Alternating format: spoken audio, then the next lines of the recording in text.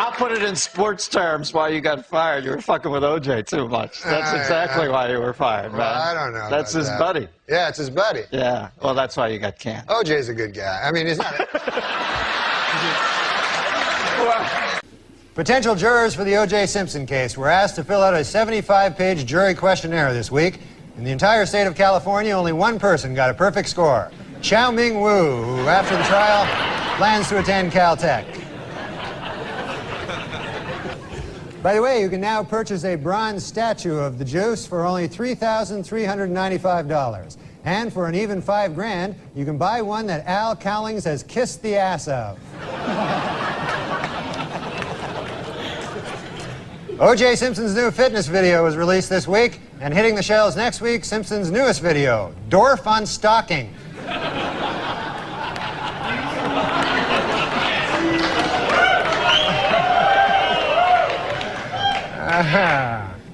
The crowd is torn.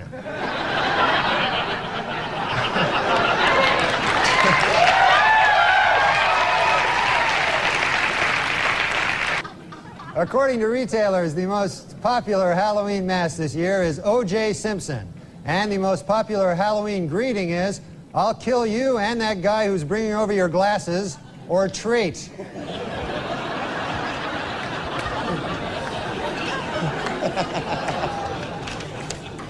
And the Pope came out with a book this week, which contains a series of essays examining faith and morality in today's secular world and the changing role of the Catholic Church as it approaches the 21st century. The book is entitled, "God Himself Told Me That O.J. is Guilty."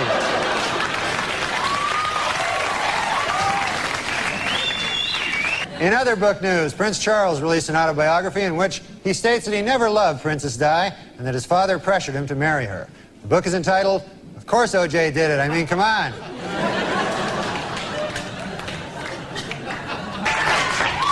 In his book, O.J. Simpson says that he would have taken a bullet or stood in front of a train for Nicole.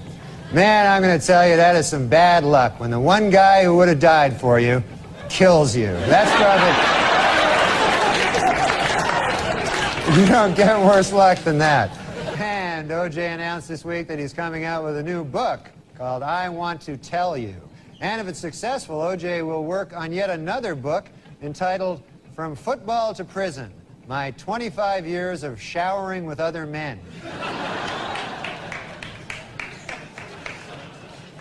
And finally, in honor of the 50th anniversary of their first publication, Random House will be releasing special commemorative issues of many Dr. Seuss classics. The first to hit the bookshelves will be Green Eggs and Ham and O.J. is Guilty. Judge Ito was interviewed this week by a local TV station in Los Angeles. Asked by the interviewer if it was appropriate for a supposedly impartial judge to be on TV with his case still pending, Ito said, "Maybe not, but how appropriate is it to kill your ex-wife?"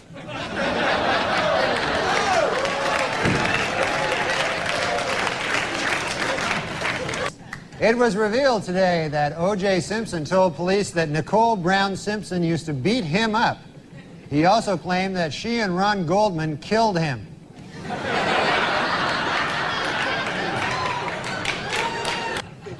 O.J. Simpson's lawyers have decided to skip hearings on DNA evidence and go right to trial.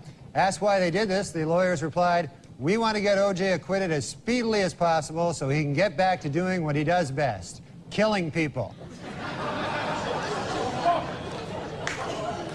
Well, let's get to O.J. O.J. Simpson's lawyers say they don't want the families of Nicole Brown and Ronald Goldman in the courtroom during the trial. They're afraid the presence of the family members will just remind O.J. of how much more killing he still has to do.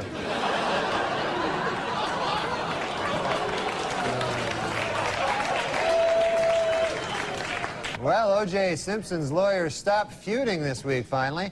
The Dream Team, F. Lee Bailey and Robert Shapiro, were able to put aside their differences and express their admiration for each other after O.J. threatened to cut their heads off.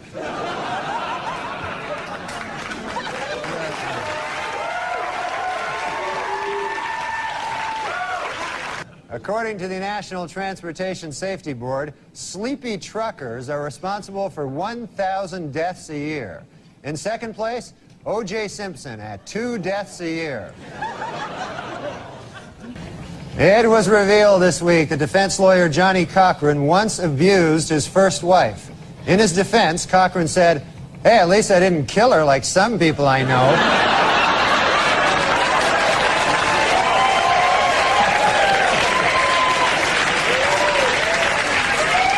Tomorrow, Judge Lance Ito will take O.J. and the jury on a tour of the now famous crime scene. For the jury, it will be their first look at the actual location.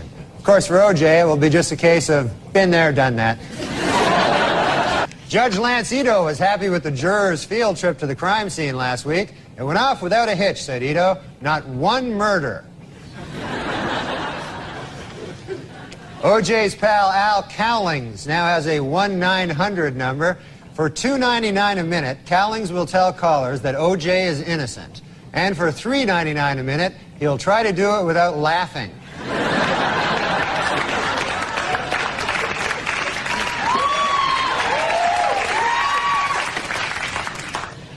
And this week, Simpson defense lawyers questioned witnesses about a half-melted container of ice cream found at the murder site. The Simpson defense has seized upon the ice cream for 2 reasons. 1, it may help fix the time of the murders, and 2, it was the only thing in the murder scene without any of O.J.'s blood on it.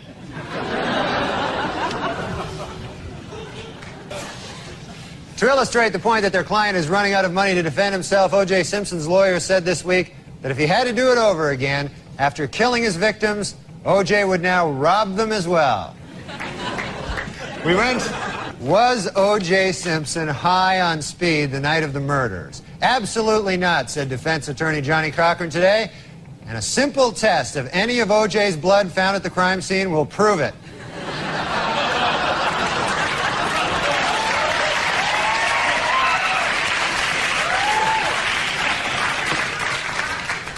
And O.J. pal Al Cowling said this week that in looking for the truth in the O.J. Simpson case, he sometimes talks to a picture of Nicole Brown Simpson, something that in the past would have gotten him killed by O.J. F. Lee Bailey said this week that if the defense only knew what Ron Goldman's last words were, they might be able to find the real killer. You know, if you ask me, Goldman's last words were probably, "Hey, you're O.J. Simpson."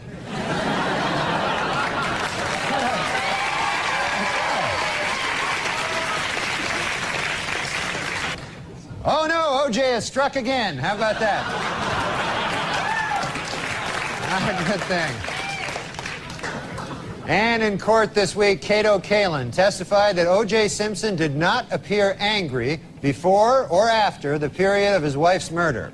But Kalin admitted he could have been a touch edgy while he was actually murdering her. Might have been a... Hertz Rental Car Company announced this week that it will buy 520,000 vehicles, increasing its worldwide fleet 24%. In addition, they will try to find a new spokesman who won't kill his ex-wife.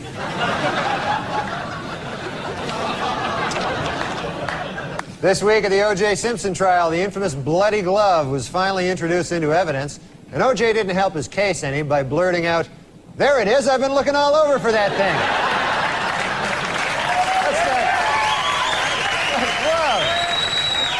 Testimony during the final week provided some spellbinding moments. In a brilliant move during closing arguments, Simpson attorney Johnny Cochran put on the knit cap prosecutors say O.J. wore the night he committed the murders. Although O.J. may have hurt his case when he suddenly blurted out, "Hey, easy with that. That's my lucky stabbing hat."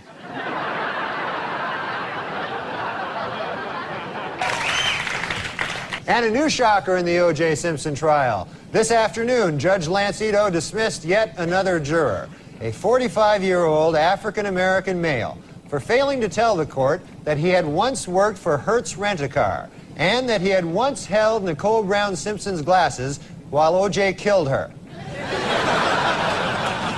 Dismissed Simpson juror Jeanette Harris revealed in interviews this week that the jury is torn by dissension and is already divided into 2 camps, those who think he is guilty and those who are really, really stupid.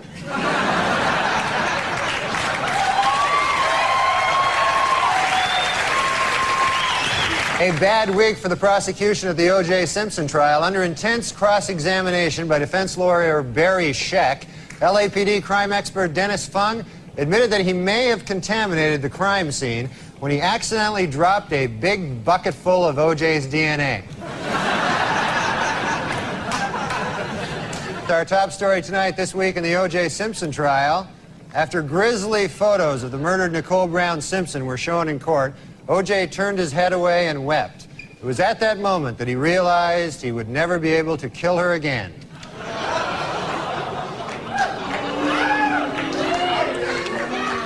Well, in a questionable move by the defense team this week, O.J. Simpson demonstrated how to stab two people at the same time.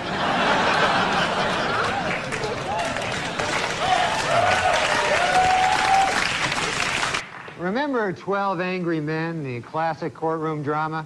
Well, the first film about the O.J. Simpson case is in the works. It's entitled 9 Angry Black People, 2 Scared Asians, and a White Guy Who Hasn't Spoken Since Rosa Lopez.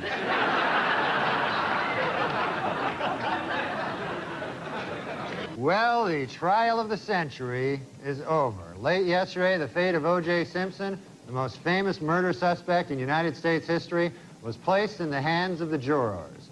They must now decide whether to free him or get all their heads cut off.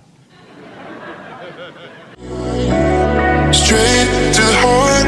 I went a long time acting like I was a broken apart by you.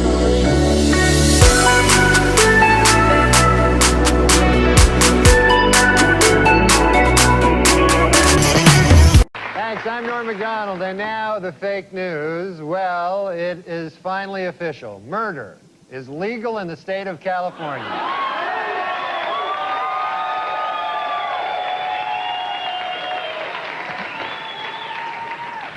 Two hours after the verdict, LA police had their first solid lead in the hunt for the real killers. A new witness has come forward who saw 3 men fleeing the crime scene the night of the murders. Police have released this sketch and would like to hear from anyone who has seen these 3 individuals.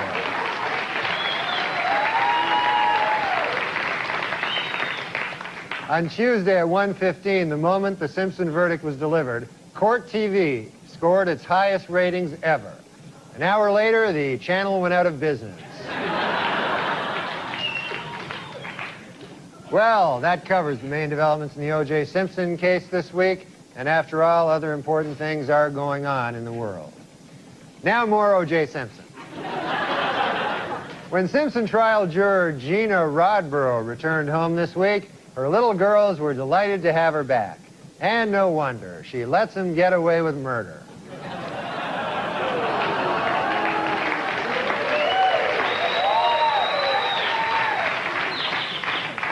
Our top story tonight. Following his shocking acquittal 2 weeks ago, O.J. Simpson vowed never to rest until the real killers of Nicole Brown Simpson are brought to justice. And the manhunt continues.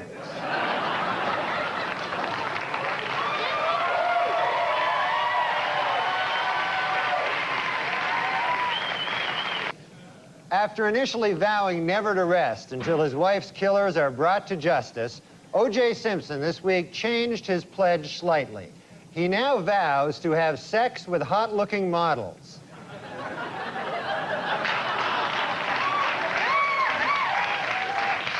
Meanwhile, this week, O.J. took girlfriend Paula Barbieri to see the erotic murder mystery Jade.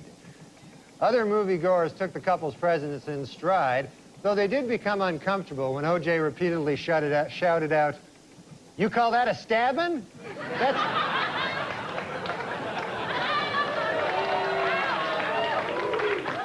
Simpson had been discussing marriage with girlfriend Paula Barbieri, but reportedly she has called the wedding off. Her fear was that if they married, she would be brutally murdered. And then someone would try to pin it on O.J.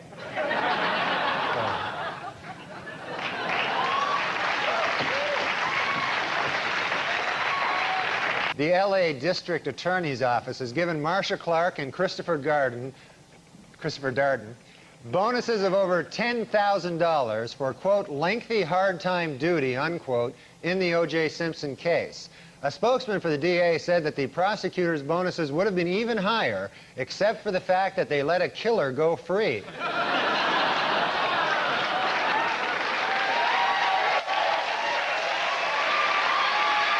According to a report out this week, O.J. Simpson is still extremely angry that Robert Shapiro began writing a book while he was defending the football legend. However, Simpson is extremely pleased that he got away with killing his wife and that waiter. A down-and-out O.J. Simpson, depressed that all of his money-making ideas have failed, has decided to go back to doing what he does best, killing people.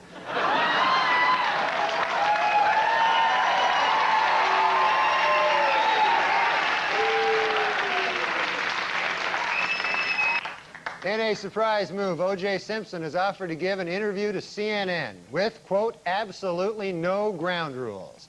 But interviewers Greta Van Susteren and Roger Cossack have asked for one. Don't kill us.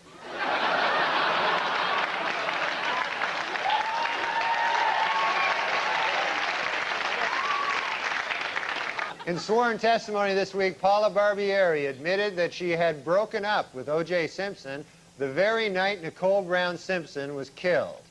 Boy, that had to be a tough day for O.J., huh? First he gets dumped by his girlfriend, then Colombian hitmen kill his wife. Man, that's... You gotta...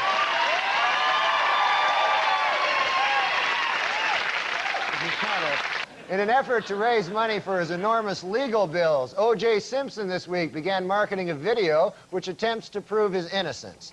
Should the tape not sell, Simpson has a backup idea, his very own video of the actual murders themselves.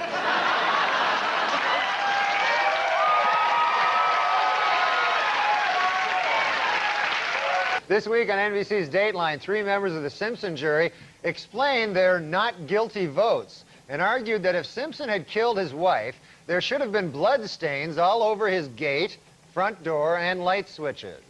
Also this week, Simpson friend Al Cowlings released his video, How to Get Blood Stains Off Gates, Front Doors, and Light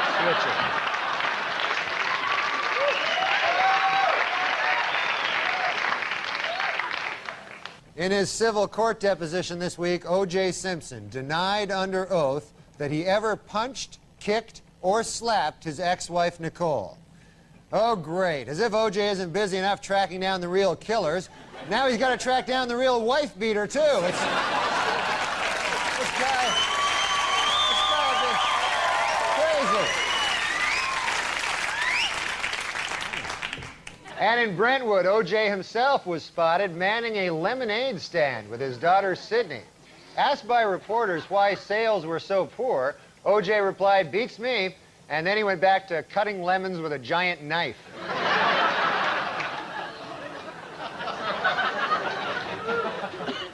A new development in the O.J. Simpson civil trial this week, according to sworn testimony, Nicole Brown Simpson had told her therapist that she was afraid of getting beaten by O.J. Simpson. Asked why he didn't report this earlier, the therapist said, "I was afraid of getting beaten by O.J. Simpson." I said getting beaten, and that may have hurt a little. According to a Senate Committee on Violence, Denise Brown has done more to bring attention to the cause of battered women than any other person. Well, almost any other person. Once again, O.J. gets the short shrift. In Los Angeles this week, Lyle and Eric Menendez were found guilty of first-degree murder. So, to review California law, it is killing your wife, legal. Killing your parents, illegal. A shocking new development in the O.J. Simpson case. Late this afternoon, a high-ranking official in the Los Angeles Police Department admitted to Geraldo Rivera that the police did conspire to frame O.J. Simpson for the murders of Nicole Brown and Ron Goldman. However, they called the conspiracy off when they got to the murder scene and found that O.J. really did do it.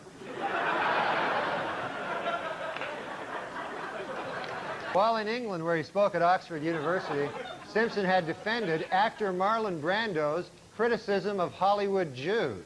Later, from his island hideaway, Brando sent O.J. a telegram which read, "You're not helping."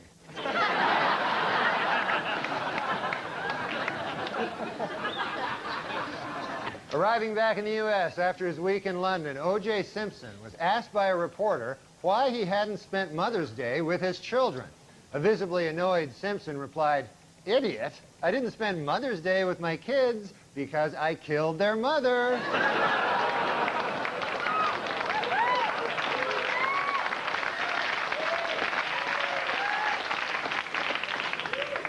Well, more O.J. Simpson news.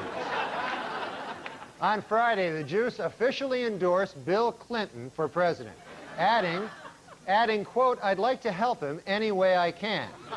To which the president replied, "Well, there is one thing."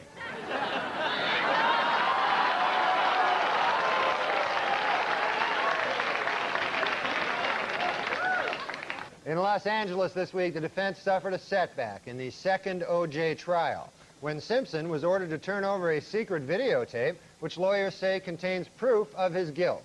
What's on the tape? The first O.J. trial.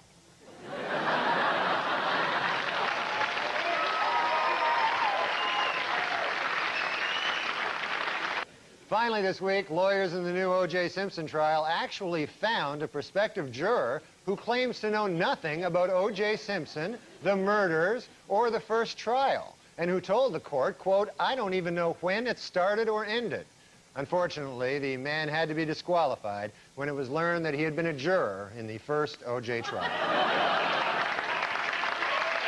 During a recent interview on 2020, longtime O.J. Simpson friend Robert Kardashian said he now believes Simpson may be guilty, though he did add that had he believed O.J. was guilty at the time, he never would have agreed to hide his bloody clothes and knife. At his civil trial in Los Angeles this week, O.J. Simpson attorneys began their case with an attack on Nicole Brown Simpson's character. Outraged Brown family lawyers responded, quote, "Nicole is a victim. No matter what she did, she certainly did not cut her own throat." To which Simpson's attorneys replied, "On the contrary, that is precisely what we intend to prove." At the Simpson civil trial this week, O.J. and Fred Goldman got into an explosive shouting match. Mr. Goldman bellowed at O.J., "Don't give me that damn look," while O.J. shouted back, "I wasn't even looking at you. You're just mad because I killed your son."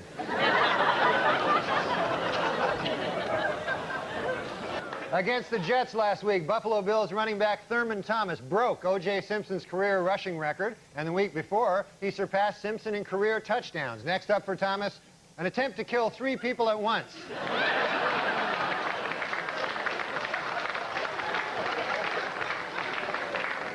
O.J. Simpson was in a different courtroom this week, attempting to regain custody of his 2 children.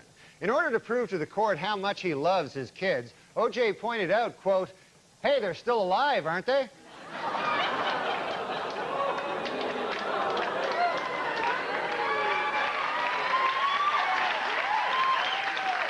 This week in Los Angeles civil court, an FBI expert testified that shoe prints left by the killer exactly matched shoes belonging to O.J. Simpson.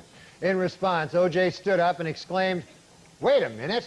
Wait a doggone minute. I just figured it out. The real killer is me."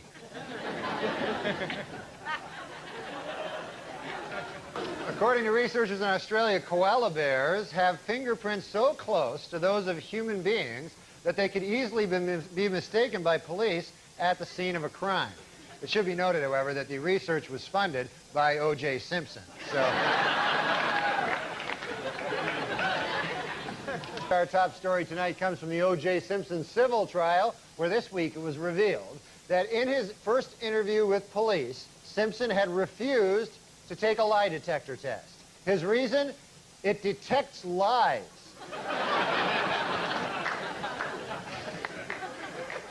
This week at the O.J. Simpson civil trial, the focus shifted from the defendant to the alleged character flaws of Nicole Brown Simpson. Attorney for O.J. hammered away at her lifestyle, citing sexual promiscuity, drug use, and the fact that she married a double murderer.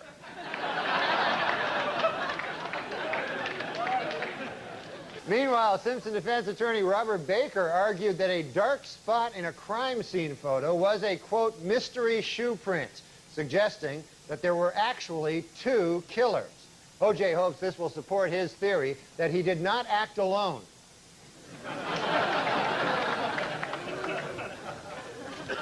In dramatic testimony this week at a civil trial, O.J. Simpson said he didn't commit suicide only because, quote, my mother told me you don't go to heaven if you kill yourself. Oddly, his mother did say, quote, it's okay to kill other people.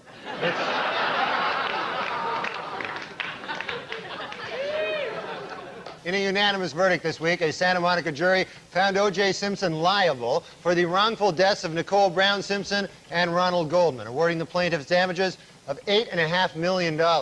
Reacting to the verdict, Simpson insisted that he has nowhere near that amount of money and that his only remaining asset is 30 pairs of Brune Mali shoes.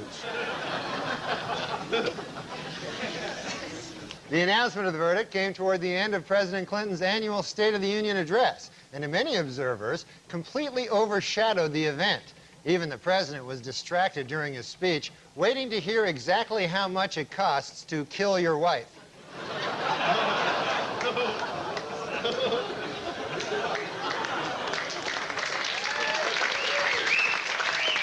Our top story tonight, this week at the civil trial of O.J. Simpson, the jury, which had earlier found him liable in the deaths of Ron Goldman and Nicole Brown Simpson, this week tacked on an additional $25 million in punitive damages. On hearing the news, Simpson declared, quote, this is far from over. Asked to clarify that statement, O.J. said, quote, I'm going to kill more people. What do you think I meant? The first place in Weekend Update's Most Romantic Valentine contest goes to David Delafera of Kearney, New Jersey. Yesterday, Mr. Delafera, who works as a fireman here in the city, climbed the ladder of a fire truck up to the third-floor office window of his girlfriend, Alexandra. There, with a dozen roses and a wedding ring, he proposed to her in front of all her co-workers. Congratulations, David. And coming in last place for the third year in a row, O.J. Simpson. At a book signing in New York this week, Fred Goldman once again offered to forget the millions owed to him by O.J. Simpson if he would simply admit to the Brentwood murders. A visibly annoyed O.J. responded, why in the world would I do that when I have no intention of paying you anyway? More bad news for O.J. This week, HarperCollins reached an agreement with the Brown family to publish his late wife's diary. Especially troublesome to Simpson is this final entry. Dear Diary, I have to run now because O.J. is here to murder me. And also the guy who returned my glasses. I think he might murder him, too. Also this week, a California newspaper revealed that O.J. Simpson was awarded custody of his children mainly because a court-ordered psychological test showed that he is a loving father. It should be noted, however, that the same test also showed that he was a loving husband.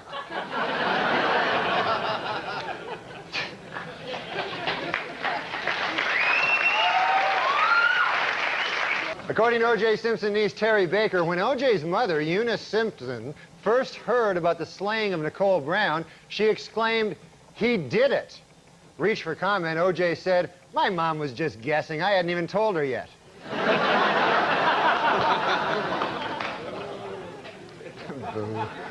Meanwhile, O.J. himself may have some explaining to do. For months, he has denied hiding financial assets, including valuable sports mementos, from the Brown and Goldman families. But earlier today, Simpson pal A.C. Cowlings was stopped as he tried to leave the country. In the backseat of his Bronco, police found O.J.'s Heisman Trophy, disguised with a tiny fake beard. More bad news for O.J. Simpson. This week, a Los Angeles court ordered him to turn over his Heisman Trophy to the Goldman family. In addition, the same court may order Simpson to surrender a coffee mug inscribed, World's Greatest Husband.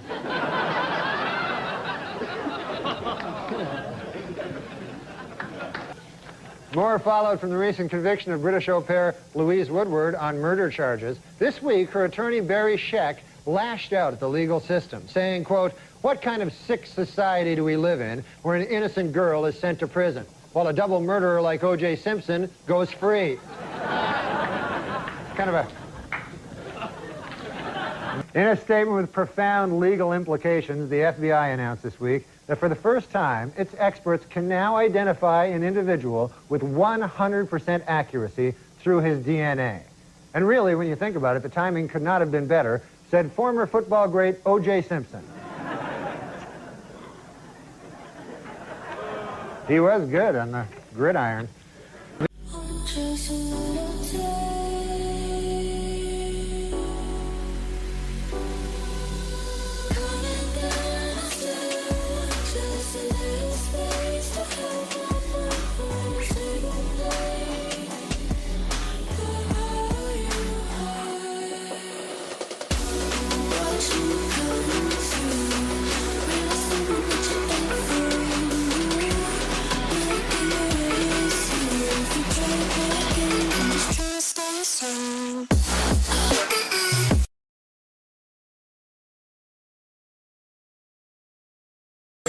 Oh, there's a phone call here. Here, I have a phone.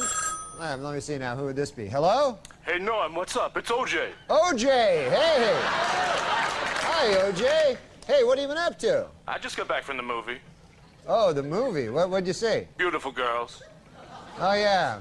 Who's in that again? Oh, you know, Uma Thurman, Lauren Harley, Mira Sorvino, Rosie O'Donnell. Rosie O'Donnell's in Beautiful Girls? I know, Norm. I was nonplussed myself. Anyway there, Juice. Hey, how's it going with the, the manhunt there for the killers? Oh, Norm, don't ask. Not good, huh? That is an understatement. I'm no closer to finding the real killers today than I was when I started. It's like they vanished into thin air. Oh, well, give it time there, OJ. You know, it can't be that bad. Oh, believe me, it is that bad. Sometimes I feel like I might as well shut down the whole investigation. Oh, come on now. Hey, did anything ever come out of that lead you picked up there about the shadowy figure leaving the crime scene? No, you're not going to believe it. It turns out that was me. Well, so I guess that's a dead end, huh? Yeah. Well, hey, how about that guy that was seen running back to your house by limo driver Alan Parks? Well, guess what? That turns out that was me also. Oh.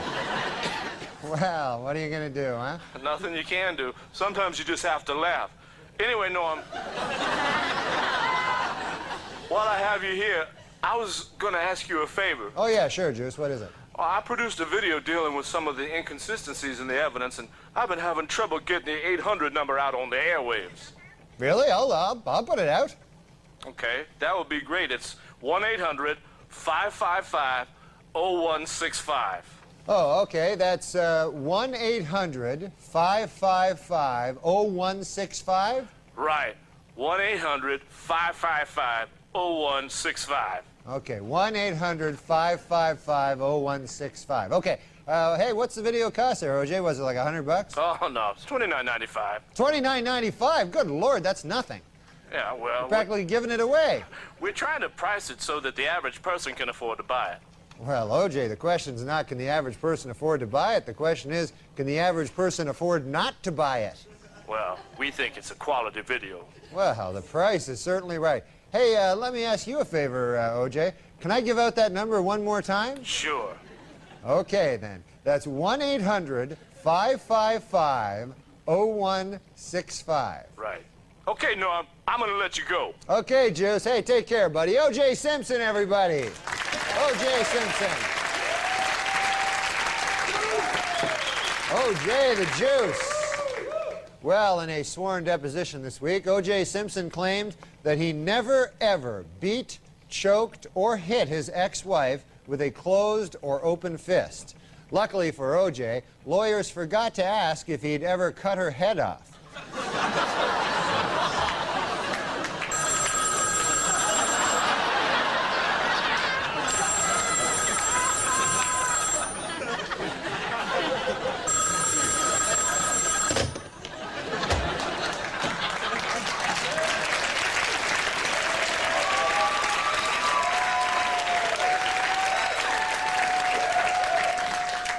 All right. Norm used to do a lot of jokes about that, going back in time to kill Hitler. Yeah, but he said like he just thinks he would go back and he would be converted. He would just fall into the gaze of his dark black eyes. Dude, the People always fucking want to murder Hitler with their time machine, right? But then I feel if I got back there, I'd be afraid of falling under the spell of his fucking beautiful eyes. It's true. You want oratory, and then be locked in the gaze. Yeah, and then I join the fucking party, That's knowing his me. thing. He gives you his full attention. You're like, whoa, wait a minute. Maybe there's Norm, something to this guy. No, but before you ask another... 420 is one of my favorite comedy clips. We came up with that on the way to the studio. It's we were just so like, good. I was like, Dude, dude, you know what I'm talking about? It's 420 on their podcast, him and Norm's podcast. we were, yeah. And Norm's like, look, he's like, 420. And he's like, you're saying it's about smoking weed. Yeah. So this is what they say. 420 is a code term used primarily in North America that refers to the consumption of cannabis and, by extension, a way to identify oneself with cannabis subculture. He goes to the Wikipedia and he's like, oh, look at that. It was a statesman from Austria. Yeah, I remember And then he starts reading about it. And then he's like, he did this. Odd-looking duck. Odd looking duck, but he has black eyes. Yeah. And then he goes, oh, hold the fort. Hated Jews. And then you go, well, he's dead. He goes, I didn't even know he was sick. It's so good, dude. Yeah. That's not what mine says. What does yours say? Mine says 420 was the birthday of Austrian-born German politician and the leader of the National Socialist German Workers' Party.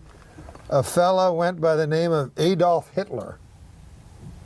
But this guy, there's a picture of him.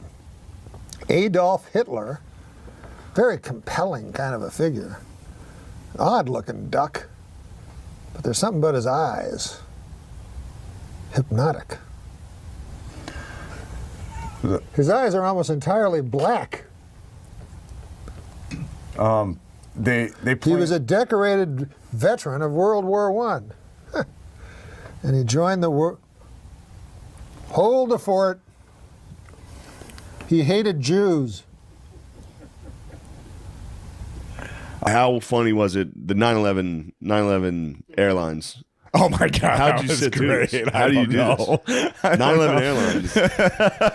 He's like, Hey, for the 9th consecutive year, Nick, JetBlue Airlines ranked first for satisfaction among all North American airlines. But you know what ranked least in satisfaction? 9/11 Airlines. What a terrible name for an airline. It reminds me of that tragedy. Oh, 9/11. Yeah, don't laugh at 9/11 again. I was drudging through blood and bones in Manhattan to find my brother. It turns out he was in Northern Canada. 9/11 Airlines reminds me of that tragedy. You know what the number one worst airline was? 9/11 Airlines. It reminds me of that tragedy. Dude. I tried to tell him not to laugh. Adam. I know. I walked through blood and bones in the streets of Manhattan trying to find my brother. Jesus. Yeah, he was in northern Canada.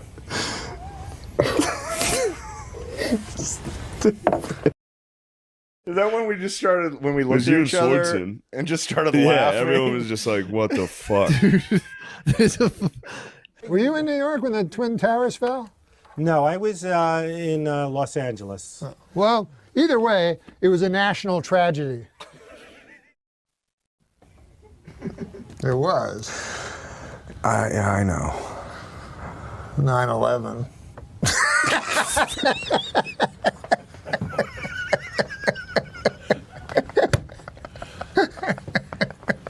We're gonna go to hell. The hole you can get into on YouTube with all of his Of stuff, Norm? it's just crazy. Oh, he was my favorite comic of all time. It's he fucked was. up. He was. Have you been watching Bernie Mac though?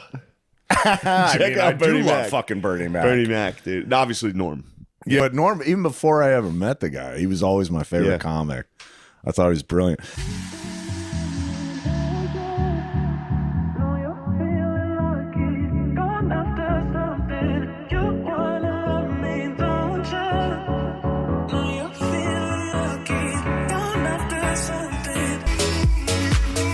Do you want to hear my impression of the That's going to be you if you don't lose weight. You want to hear my impression of the 9/11 call? from Johnny Carson. 911 call. Yeah, I'm sorry. Yeah. But 9/11 was a national tragedy. Yes, it was. Why do you laugh at that? You said me. Johnny Carson died at 80 years old. Okay, Johnny Carson died at 80 years old. Would you like to hear my impression? This is a fun story. I'll give you this. I don't think I've ever told this one. I was writing like bad sketch jokes my like first year in LA with a friend of mine at the Coffee Bean. I don't even think it's there anymore, across from the mall. And it's late and they're about to close down. And in walks Norm MacDonald. And the girl says to me, who I'm writing with, this girl that I worked with at a production company, she says to me, she goes, "Oh yeah, you know who that is, right?" And I go, "Holy fuck, holy shit." And she goes, "That's the Bob Dole guy." I go, "The Bob Dole guy?" I would have ripped her eyes out. Hey, I'm Bob Dole. And pipe down, you damn hoodlum. I mean, I was like, "It's fucking Norm MacDonald." And Yeah. she's like, "No, I know, I forgot his name." I was like, Oh, what? God. So we sit there and I'm kind of fanboying out and I'm just kind of, like not trying to face him, and he's ordering coffee and I keep kind of looking over just to like, cause you just want to get a glimpse. Cause when I'm 22, I just moved to LA. I was like, fuck, holy shit, it's Norm MacDonald. He comes in there where the coffee is. He looks over. She's a pretty girl. Okay. And obviously doesn't see me at all. Doesn't know I exist. And he's kind of trying to talk her up a little bit. He's like, "Hey, what are you guys doing?" And she goes, "Oh, we're writing sketches." And he goes, "Oh yeah, I know a thing or two about sketches." And both of us were like, "Yeah, no, we know." Like, and I started stumbling. I'm like, "No, I had a fan of your sketches," right. Yeah, you. And he goes, "Oh, okay.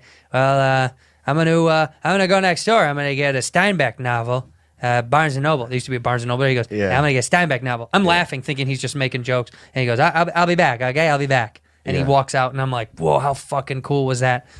Hand to God, he comes back in with a Steinbeck novel and sits down by us and just starts talking. Oh my God. I swear on my life. Oh my God. It was almost like you started a Norm engine and he just wanted to talk. So he just started talking and talking and talking and telling stories. And I shouldn't tell it, like, I don't want to fuck it up, but the best story he told, I said, "What was your most, like, secret fun thing that happened at SNL that, like, like, what was some inside shit?" And he goes, Smigel and I, Robert Smigel. If you don't know who Robert Smigel is, he's Triumph the Insult Comic Dog. Mr. Rickles, this may be presumptuous on my part, but I would be so honored. May I sniff your butt? He goes, Smigel and I, we used to write sketches for Tracy, because we knew Tracy Morgan. We knew Tracy, he was bad in table reads. He couldn't read for shit. He's a fucking stumble through words, So one time we wrote this sketch that we knew was going to tank. Lauren hated it. And we showed it to Tracy anyway because we knew he had trouble reading. He had someone helping him read. He had bad time with S's. So we wrote this sketch about this guy who's like a gay animal handler named Brian Fellows. Do you remember that sketch? Yeah. Brian Fellows? Brian Fellows spent 4 years in Thailand as a volunteer for and later director of the Southeast Asian Animal Rescue Project. He subsequently served as Director of Animal Operations at the San Diego Zoo and Undersecretary of the Interior for Wildlife Management. Brian Fellows, Brian Fellows, Brian Fellows, Safari Planet. And he goes, if you look, the best part for us was it was Brian Fellows, apostrophe S, Safari Planet. It was 3 S's in a row is the sketch that we pitched. So in the room, even though the sketch was bad, we knew Tracy would go, Brian Fellows, this is Brian Fellows. I'm Brian Fellow! Yes, I'm well aware, and I didn't mean to insinuate anything by that. I apologize. Oh, that's okay. Let me tell you, I once saw a video of a monkey washing a cat. That's crazy! All right, this is nuts. You have clearly overstated your credentials. I'm Brian wasting my Fellow. time here. I'm Brian out, Fellow. Good, go and take that monster with you and tell him to stop smiling at me. And Norm goes, he goes, that is the funniest thing. We used to fuck with Tracy all the time. And dude, I was like, my heart was filled with comedy warmth. Yeah. This is the most wild part. Again, I don't believe that this happened. To myself, I'm going, this is a lie. You're making this up. Right. But she's my proof. We walk out when they finally close the doors. After they're like, Mr. McDonald, you can stay. The Coffee Bean kids are sitting just listening. We all walk outside, and he starts taking off, kind of headed north. on La Cienega, and as a joke, my friend goes, do you want to ride? Are you walking? And he goes, no, I don't want to get in the car with you. And we start laughing, and he goes, okay, shotgun. And he comes and runs, sits in the front seat. No. I swear to God on my life. Oh, my God. Her car. I'm sitting in the back seat, and he's showing us where to go, and we drop him off at his house, and at this complex. And he gets out, and he kind of opens the door, and we didn't say anything the whole car ride. Right. We just listened to him going, left here, right here. And he gets out, and he turns and looks in the car, and all he said, he just goes, good luck, or whatever, and closes the door. Wow. Yeah. That was my Norm MacDonald moment in comedy.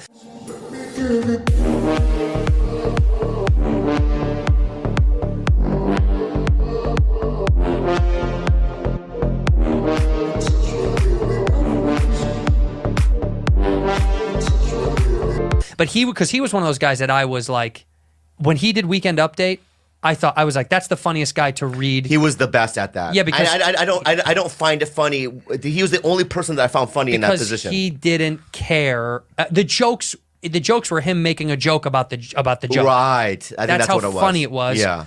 And after I saw him do that, I thought that's the guy that can write jokes better than anybody that I didn't know anyone that could write a joke like that, where it's like, it's really clever, it's funny, but he throws it in the trash. Do you know what I mean? Yeah. It's like he wrote it, he's like, and throws it away. Let me ask you this, of all the people that you've ever interviewed over the years, how many people would you say you've interviewed? 40,000. 40,000. That's what they figure 40 years, about 1,000 people a year. 40,000 guests. Now, who was the physically ugliest guest you ever encountered? The ugliest. Ugliest. The Elephant Man. You ever interview the Elephant Man? No, we tried. He was ugly. But we didn't do. We almost had Siamese twins once. Really? Didn't do them. Then you're saying Siamese twins are ugly? They were connected at the head. And that would have been difficult. Not attractive to you?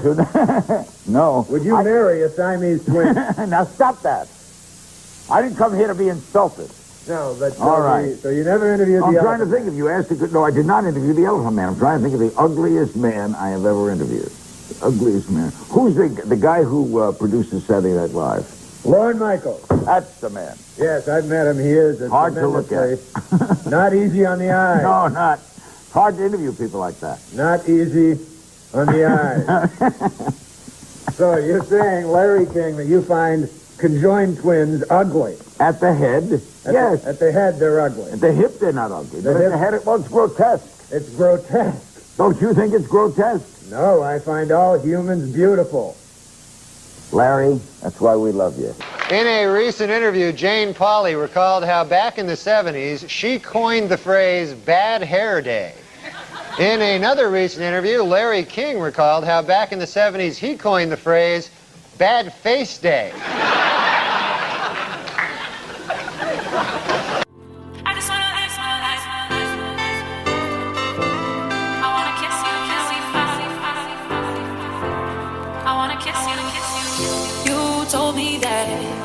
We should go our separate ways, but now you're back. Just go to huluplus.com/norm.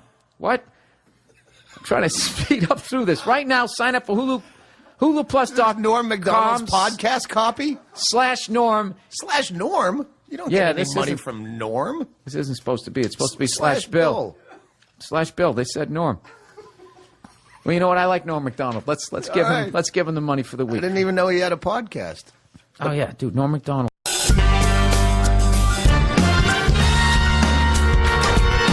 Hey, welcome to the show. This is a podcast, but it's on the TV also. And I'm here with my trusty sidekick, Adam Egas. That's right. How are you, Norm? Good. How are you, Adam? Fine. Just excellent. Fine. Yeah. Did you see him on Conan telling that moth joke? No. Yeah, you got to see it. No, I haven't. A moth goes into a podiatrist's office. A moth goes into a podiatrist's office, all right? You are correct.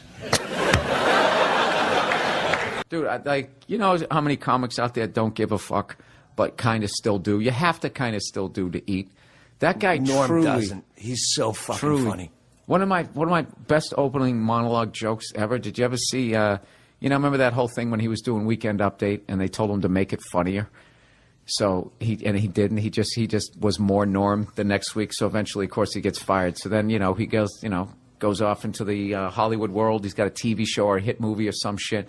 So now they bring him back to guest host on SNL. And I'm going to butcher this, but he kind of came out. He's like, yeah, so, you know, people know I got fired from this show. So now they got me back hosting, which means either I got a lot funnier or this show sucks. That's what he opened up with. And I know that wasn't approved. Sorry for the bad Norm. I'll have Jay Moore on to make up for it. That was a great Norm. I haven't gotten funnier. The show has gotten really bad.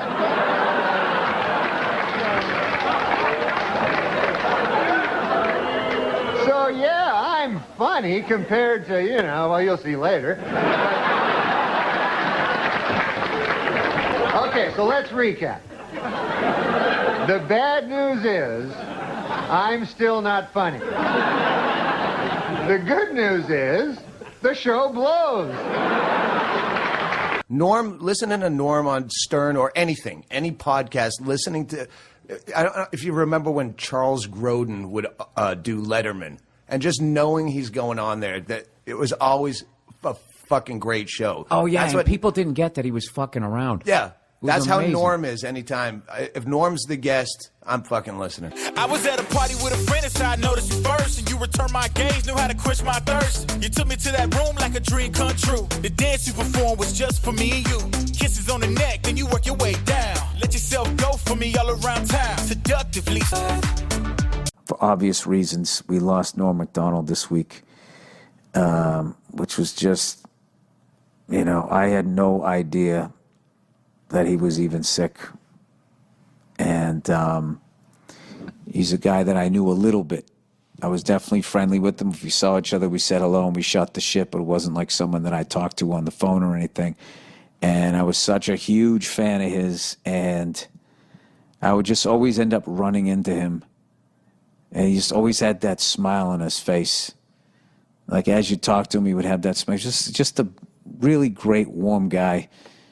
And I remember I was trying to think what Norm's story to tell you. This one isn't necessarily funny. It was just sort of random. I went out to go see Bill Cosby in concert right before all the bullshit happened out in Pasadena. And he played this theater out there, which interestingly enough was where they had the 25th anniversary of Motown celebration, which is the first place Michael Jackson publicly did the moonwalk. I saw Bill Cosby at that theater, and I remember they had it all set up where, like, they almost built him like a little living room. He had like an Archie Bunker type chair, a little square rug, and then like a side table where he put his water, and he just came walking out, and there was the mic, there was no mic stand, it was just sitting on the chair, and he just came out, you know, he kind of walked a little bent over, came walking out, waved to everybody, sat down, picked up the mic, and for like almost 2 hours, just, you know, hour and a half, just killed. Just fucking killed. Had the crowd in the palm of his hand. Masterclass of stand-up, right? So I leave with my lovely wife, and I go out front, and who's standing there is Norm MacDonald. And he was like, hey, Bill, hey, how you doing? And I talked. It was like, no, what's going on? I was so psyched that he knew my name and all of that stuff, and I think I had met him before. And then we just stood there talking about comedy and how amazing it was to see Bill Cosby and how good he still was. Like I said, this was before all the bullshit happened. And my admiration for the guy, it went even higher. That, you know, I understood why I was there, but I thought Norm was so good that he didn't need to be there. And he was still there, still trying to learn and everything. And I was thinking, like, wow, this is why this guy is so fucking amazing. And, you know, he's just was somebody that you couldn't just watch one video of him. Like, you know, I was saying to Verzi how, like, guys like Ric Flair, Norm MacDonald, there's a few people, if you click on their videos, it's like, say goodbye to the next 2 hours of your life, because everything that they did is so interesting and so different and so funny. And one of my favorite Norm MacDonald things that he ever did. You know, because so many people like pretend that they don't give a fuck. You know, both in my business and in other businesses. You got I don't give a fuck. Hey, you know me. I don't give a fuck. You know, those people that advertise them. Like, that guy clearly, in the best way, didn't give a fuck. He really cared about people and stuff, but like he did what he wanted to do. And when he was on SNL, how big a gig that was. Because there was so few channels, the internet hadn't blown up yet. And even with basic cable and everything, I mean, it was still, if you were on Saturday Night Live and you were doing Weekend Update, it was one of the most coveted gigs a comedian could have. And you were part of this lineage of, you know, at that point it was, you know, Chevy Chase, Jane Curtin, right on through to Dennis Miller's reign when he did it. And, you know, did Colin Quinn come after? I think Colin came after, but it was always just like the best of the best comics that they had doing it, and continued on with Tina Fey and all of them. And no one's walking away from that job. I mean, if some suit at NBC tells you they don't like the jokes you're doing and be funnier, you know, you're shaking in your, I'd be like, oh, fuck, you know, I'm going to lose this big gig. I don't want to get fired. I don't want to piss these people off or whatever. I guess he was doing all those OJ jokes, and somebody, I forget how the story went. There was somebody there that knew OJ or something and was telling Norm to back off and move on to something else. So what does Norm do? He just doubles down and he just does even more OJ jokes, which is like, you know, the balls that took to do that. And he ended up losing the gig. He got fired. And people loved him and he was fucking hilarious, but he, you know, he didn't back down to the big fucking guy over there, and he ended up losing the gig. So, you know, as luck would have it, I think it was Dirty Work, came out like a year and a half later or so. So he has to promote it, and he's on the press thing. So Lauren has him back and has him host the show. And I remember he went out there, and his opening joke, he just comes out. And he was just like, yeah, you know, something like this. Yeah, it's good to be back. You know, I actually got fired from this show about a year and a half ago because they said I wasn't funny. And now here I am. I'm hosting the show. So that means one of two things. Either I got a lot funnier or this show sucks. And then he had that big shit-eating grin on his face, and he started laughing. And then he proceeded to do a bunch of OJ jokes. Then it occurred to me, I haven't gotten funnier. The show has gotten really bad.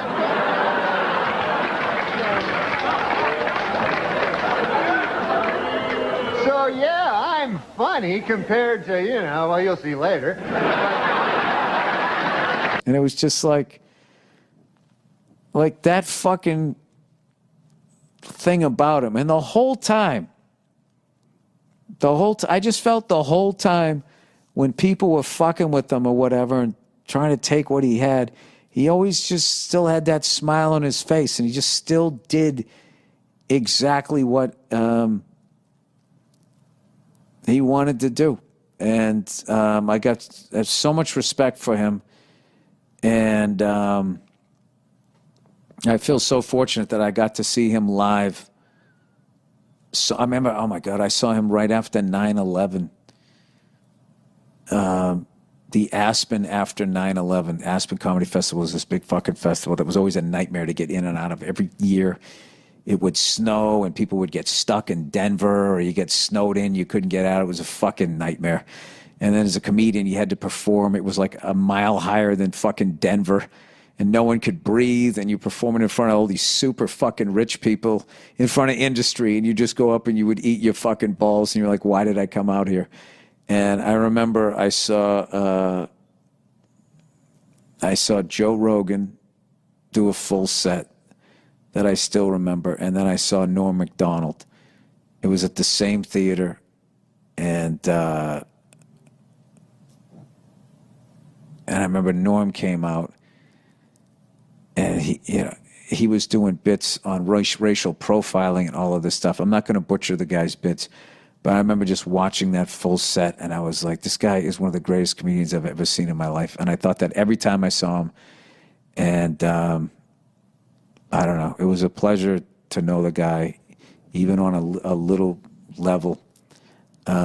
Just a massive, massive, massive loss to not have him around. And especially now with all of this stupid fucking cancel culture horseshit that is going on, which has way, way, way overstepped its bounds.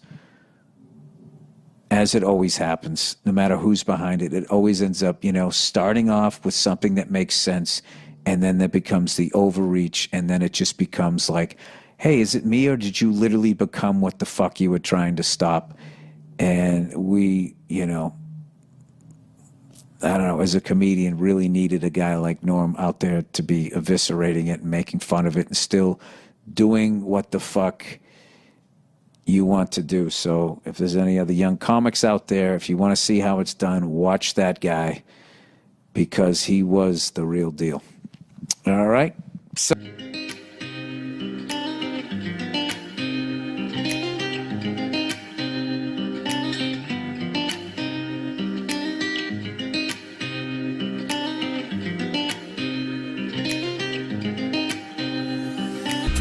once again, rest in peace to the great Norm MacDonald. Just truly, without a doubt, one of the greatest stand-up comedians I ever saw in my life. And just such a great guy. And it's just so sad that he won't be around anymore. But I actually got off the plane in a better mood from just watching literally the beauty of who he was and his work. When I got off the plane, I was actually like, I don't know, there's something about him. I just thought he understood life. Just a really warm guy. God damn it. It's always those guys that go. So there's your lesson. Don't be nice. You'll live forever. All right. And in a related story, this week marked the 5,000th performance of the Broadway musical Cats. It also marked the 5,000th time a guy turned to his wife and said, "What the hell is this?"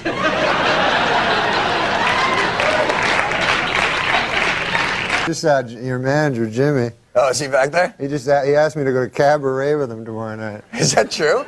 Do you think it was a date? Or? I don't know. I never heard a dude ask another dude that. So what'd you say? I said no. I only went to one musical. I went to Cats. You remember that one? With the cats? Yeah. They dress up. They actually are it's cats. It's actual cats. Yeah. I know. I was stunned. And I say, there's a dude working there. I say, good God, man, that's about actual cats, right? So the guy goes, well, what the hell you expect? It says cats. And I go, I don't know. I thought it was like a symbolism. You know what I mean? Yeah, sure, right. I mean, if you went to like Dog Day Afternoon and there's a bunch of dogs in the afternoon, you'd want your money back. Literal, exactly, yeah. Don't have to sweat it, you're a Cobra boy. All right, so, let's see. What the hell was that? What was what? You just sang. Oh, yeah, I did, didn't I? 'Cause we're the Cobras, so you better look out.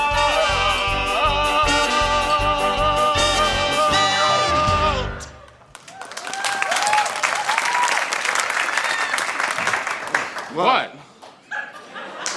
How you come up with a song so fast? No, just came to me. What about? Just came to you. It was perfect. It was like you rehearsed it or something. Here's the plan. Get over here, guys. The Panthers hang around 34th and Main. They're pretty juiced by midnight. And that's when we strike. Right. That's when we...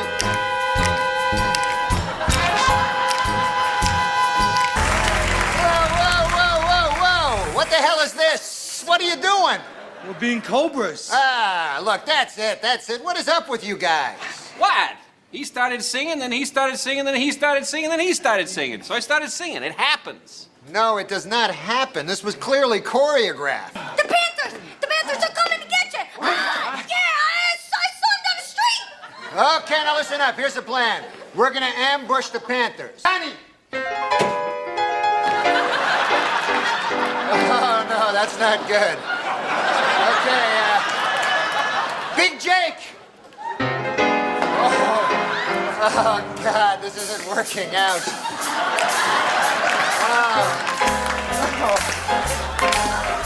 Cobras! Cobras! Panthers! Cobras! Panthers! Cobras! Panthers! Cobras! Paradise, with your body I don't wanna share. We're making dynamite, explosive love intentions building in the air. I saw a wonderful play. A guy went on a trapeze over the audience. This was at the height of the AIDS epidemic, and he cut himself. His blood, his AIDS, his AIDS-filled blood went all over the audience. Then we cheered because we were afraid to be politically incorrect. So instead, we contract AIDS. But wait, you were at the show? Yeah. You were being sprayed with AIDS blood? He had the, I think, best word choice of maybe any comedian I've ever seen. Yeah. He intentionally mispronounces words. Because the biggest show right now in the planet is Kate and Ashley plus what? Kate, John and Kate. Spit all over me.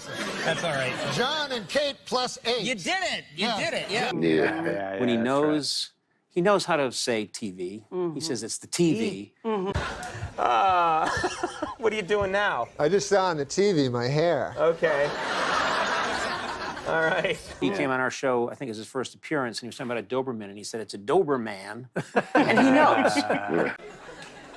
When I was a kid, the toughest dog was a Doberman dog. You ever see them? They're a tough. Oh, man, they'll rip your throat out, them dogs.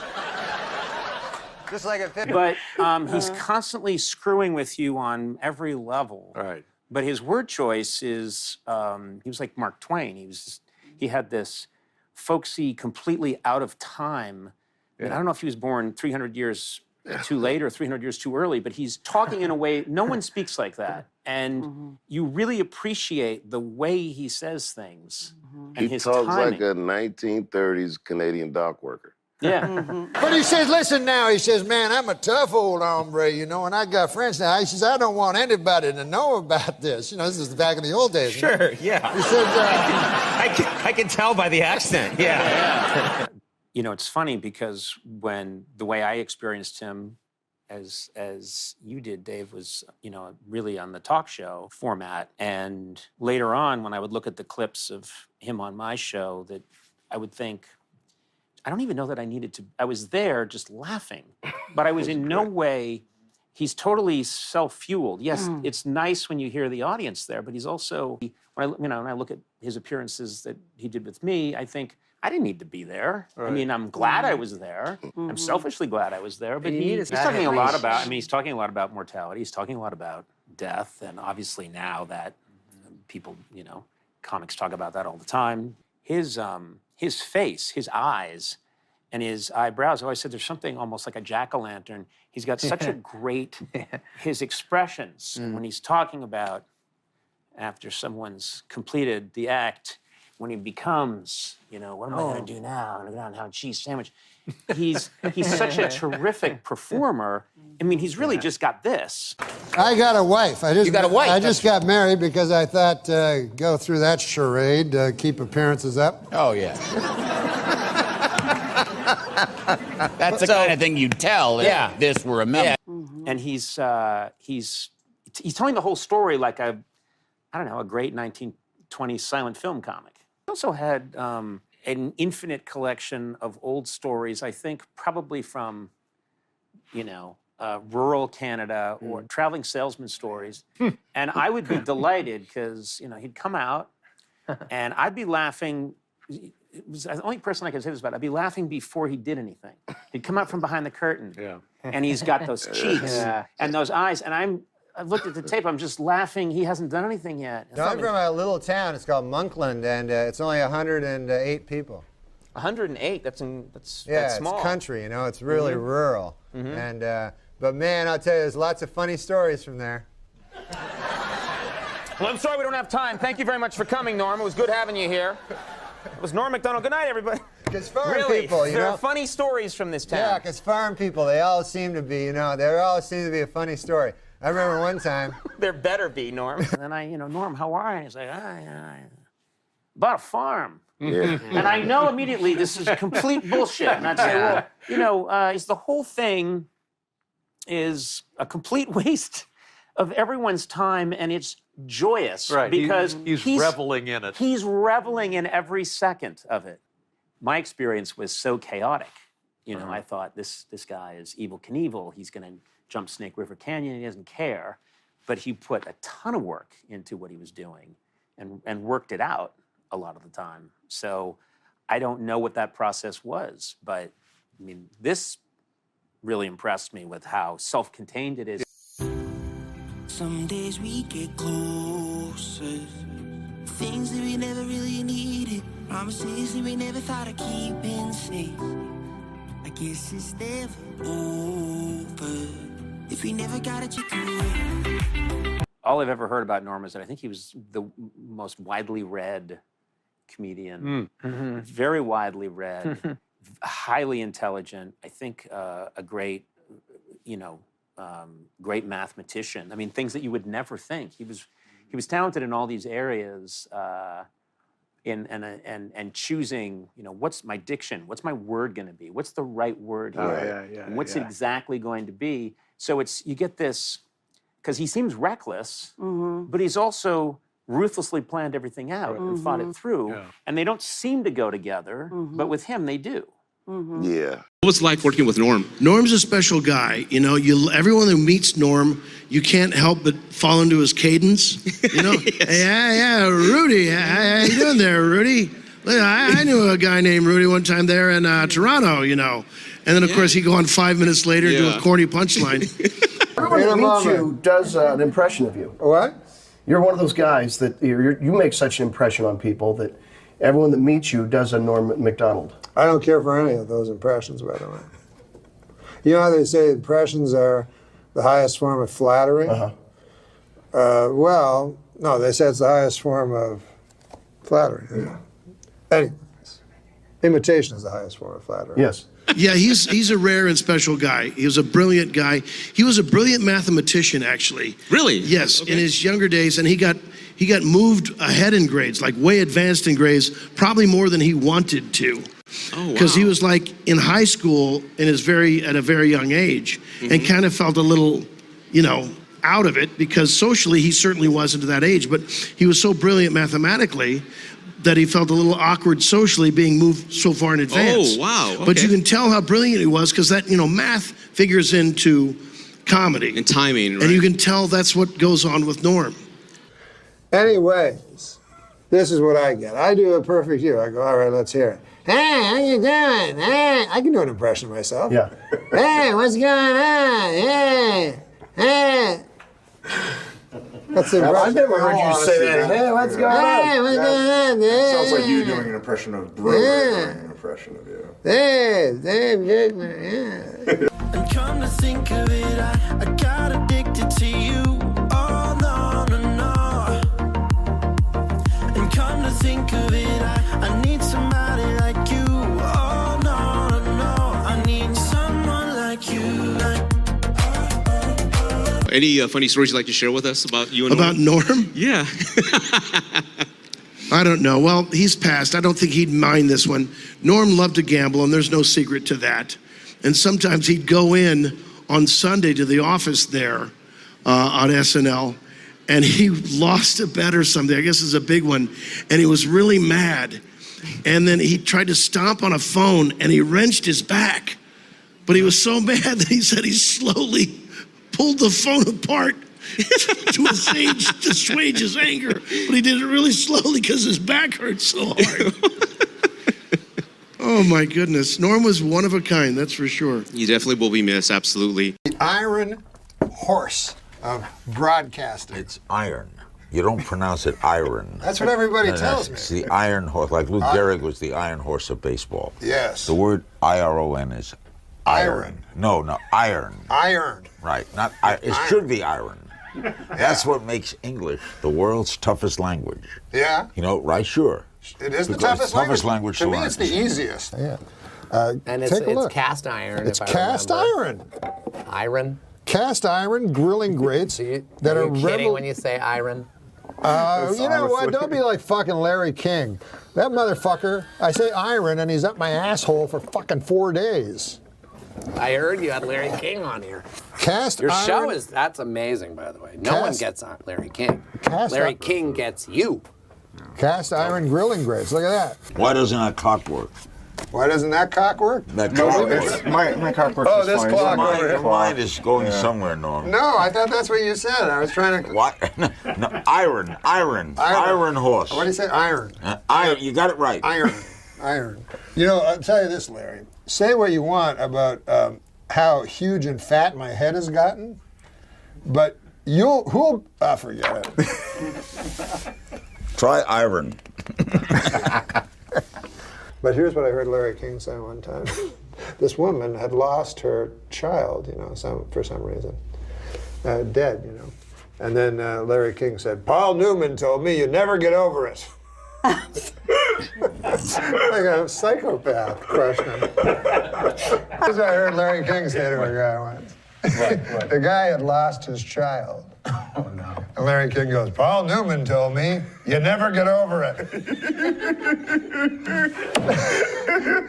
It's like some unfeeling psychotic. I had all my kids on Larry King one time. Yeah? You know, and I had my little boy Buck. Yeah. Was about 7 then. You know, I had all. You mean all it was 5 one of those my, ones where it's a bunch of chairs Yeah, in there? all 5 of my kids and. On set? Yeah, getting interviewed there, and he asked to talk to everybody, and then he looks at my little boy and he goes, "So who's your mom?" Well, he said he never researched. He doesn't do any research. He goes, my kid goes, "Mom."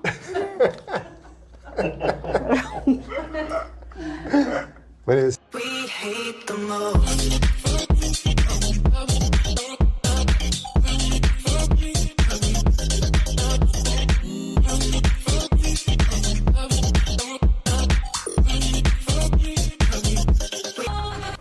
That's the one thing I fear is dying.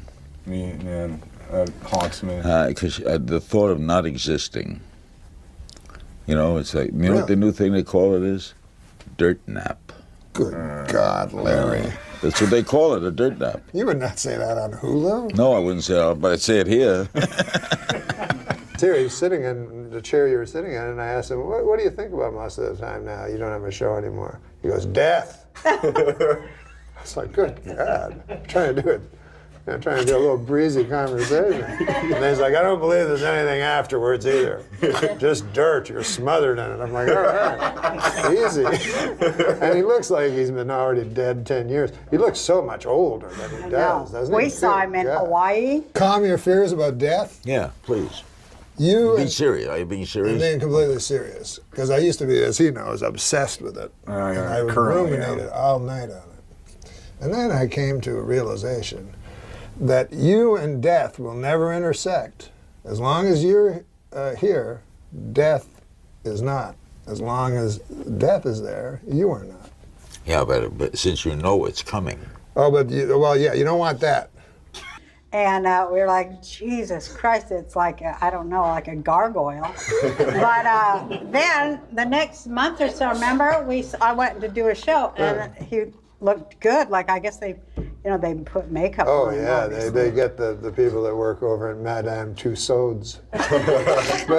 but then he lights up, of course. It's like those performers that, like Rickles, and then he's on stage, and all of a sudden, so that's the great thing, I guess. You want to go... But knowledge, I can't take away the knowledge that it's coming. I don't believe I'm going anywhere. You don't? Do not believe in a higher power looking down on me. Why a bomber in Boston? Because if there is a God, he's omnipotent. Yes. If he's omnipotent, he could prevent it. Yes. Why didn't he prevent it? I don't know, man, but you got to don't stop get in. hanging out in that hot tub with Bill Maher all the time and get some. It sounds like you got a God-shaped hole in your heart. What the hell are you talking about? Hey, Mr. Thornton, man. How did you come to be on that episode of Norm MacDonald Live? Had you met him before, or what the heck? How did that happen? How'd it come about? Yeah, I've known Norm over the years. Sure, yeah. Nice guy. He's my favorite comic. You're one of my favorite actors. I got to tell you, Norm is hilarious. It's hard to beat Norm. You did that big arena tour, didn't you? I did the me and Sandler and Spade, Schneider, Norm MacDonald, and How funny is Norm MacDonald? Oh, he's amazing. Ah, what? Who's the funniest out of that group? Fuck. Like I don't know. Can I speak from the outside? It's weird because like one night it's him, one night it's this thing, but that's an all-star lineup right there. And Norm MacDonald is a funny motherfucker, dude. Yeah, I just watch. I don't watch comedy. I just watch clips of Norm MacDonald. That's all I like. Yeah, I like Norm. He's the best. Yeah, Norm does it for me. I haven't seen the show. I saw a couple episodes. It was pretty good. Of the I used to love Netflix that show? podcast. It's the same thing, basically. Yeah. But there's a magic to that podcast because it came out of nowhere. Right. You're just not expecting Norm to It's the have best a platform. podcast ever. That first season of the Norm MacDonald podcast was... Yeah, it's the best podcast ever. That's number 1. Come Town number 2. Rad Dude Cast number 3.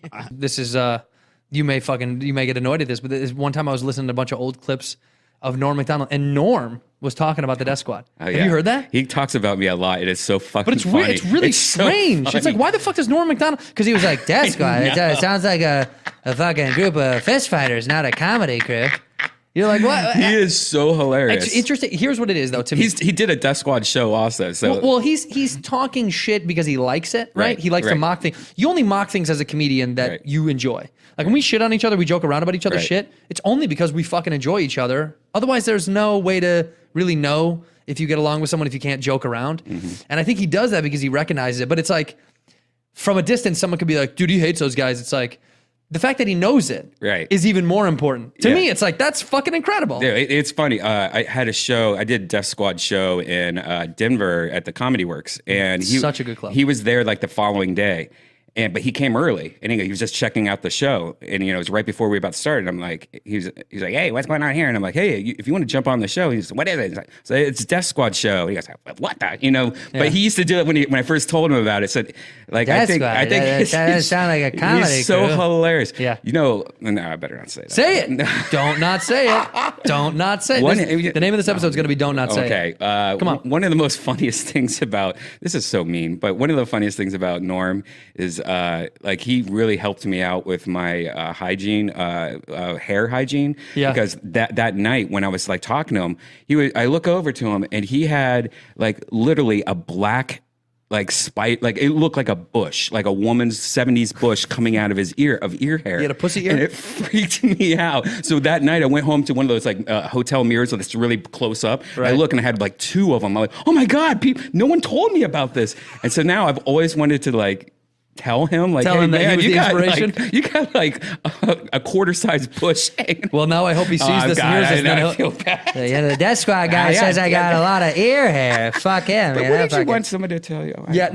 Honestly, dude, most of us probably want somebody to tell us, but for the most part, we're so embarrassed about these shortcomings that you're like, please don't let me know about that fucking shit. So now I'm freaked out about that and nose hairs. That's funny. Who gives a fuck? Right. If a comedian can't take a joke about that shit, I mean, we're in deep shit. Have you met Norm MacDonald before? I got to work with Norm, and I guess I mean I hope he doesn't mind if I tell him because this is a very endearing. Last Comic Standing. No, I did. Right? I did That the was season before. Okay. But I got to work with him one week, and we. What did you do? Oh man, I watched every single set he did, and it was so cool. And we actually got. You know what? I already got into the story, so I got to tell. Yeah, let's hear it. Yeah, that's fine. He wanted to get high. Yeah. And so I was like, okay, I don't really get high before shows, but afterwards, cool. And Sure. he's like, no, now. Well, when Norm MacDonald says now, right? You say yes. Yeah. Correct. And he goes and hands me the joint, and I was like, okay. And then he hands it back for a second hit, and I was like, no thanks. And he goes, what's your problem? And I go, well, I'm just worried I'm going to repeat a joke, and I still have to go up and bring you up because the opener was on, right? And I was hosting, so I still have to go up there and bring you up, and I just don't. I already did some jokes earlier, and I just don't want to tell the same joke again. And he goes, that's insane. You're an idiot. Smoke this. And so I smoked it, and then we go inside, and I'm so high, I go, I'm just going to bring you up. I'm not going to do any time. I'm just going to bring you up. And he's like, no, do a couple minutes. And I go, no, but please, just let me just bring you up. And he goes, no, do 5 minutes. This guy's doing really well. Give me, take a little, do a little time in between. You need a little buffer between comments. Yeah. Right. I said, okay. So I went up there and I was so high, I was like, I don't even remember what I said in the first half of my set. So I'm just going to tell jokes that I haven't told in years. And when I told a joke, so you told the audience, you let the audience in on the fact that you had been. No, the audience didn't know. They didn't know. So I would just tell. Okay. Oh, so you just said that to yourself. I'm just going to do jokes I haven't done in 5 years. Yes, Okay. and I walked on stage and I would tell a joke, and then I would watch the audience, and if they laughed, I would relax and go, okay, that one down. And I did that the whole set. It was horrible. I was so stressed out. And then I just said, ladies and gentlemen, Norm MacDonald. And I look over to my right, and there he is walking the opposite way. and the feature turned him around and pointed him to the stage. Over here, Norm. That's how high we got by accident. By accident, like you tripped on a joint. Right. But I mean, I love the peer pressure from Norm, though. That's awesome. It's like a high school and middle school all over again. And he's my hero. So I just, for me, I was a little worried about him. But then he walked on stage and he opened it up with this great bit, and he was crushing. Right. He was destroying. And then he got the light, and then he started to wrap it up, and he started to tell the joke he opened with. And I started to freak out. I was like, oh no. Oh no. Yeah. And the audience thought it was a joke. They thought he was being Norm. Sure. But when he delivered the punchline, and it was the same punchline, they realized he had just forgotten his joke, and they didn't laugh. They felt a little betrayed, and he walked off stage in complete confusion. And that bit usually kills. And then the feature goes, you told the same joke twice, you idiot. And he goes, no. And then he looks at me and he goes, this is your fault. And I never got to work with them again. That was the last time I worked with Norm. But you know what? With Norm MacDonald, though, that's Norm. He's so irreverent that you'd almost expect it. He can do that. Yeah. And all this, that's a bit in itself. I mean, look at the cauliflower joke he did on the roast of Bob Saget. Yeah. That bit, he purposely went up there on that roast and bombed on purpose. Yeah. And it was genius. Yeah. And have you heard that bit? Watch Norm MacDonald roast. Who was he roasting? It was Bob Saget. Bob Saget. Your head looks like a cauliflower or something like that. I'm not going to do the bit, but yeah, go back and. New songs on the radio sounding fake. Friends and jealousies for better anyway.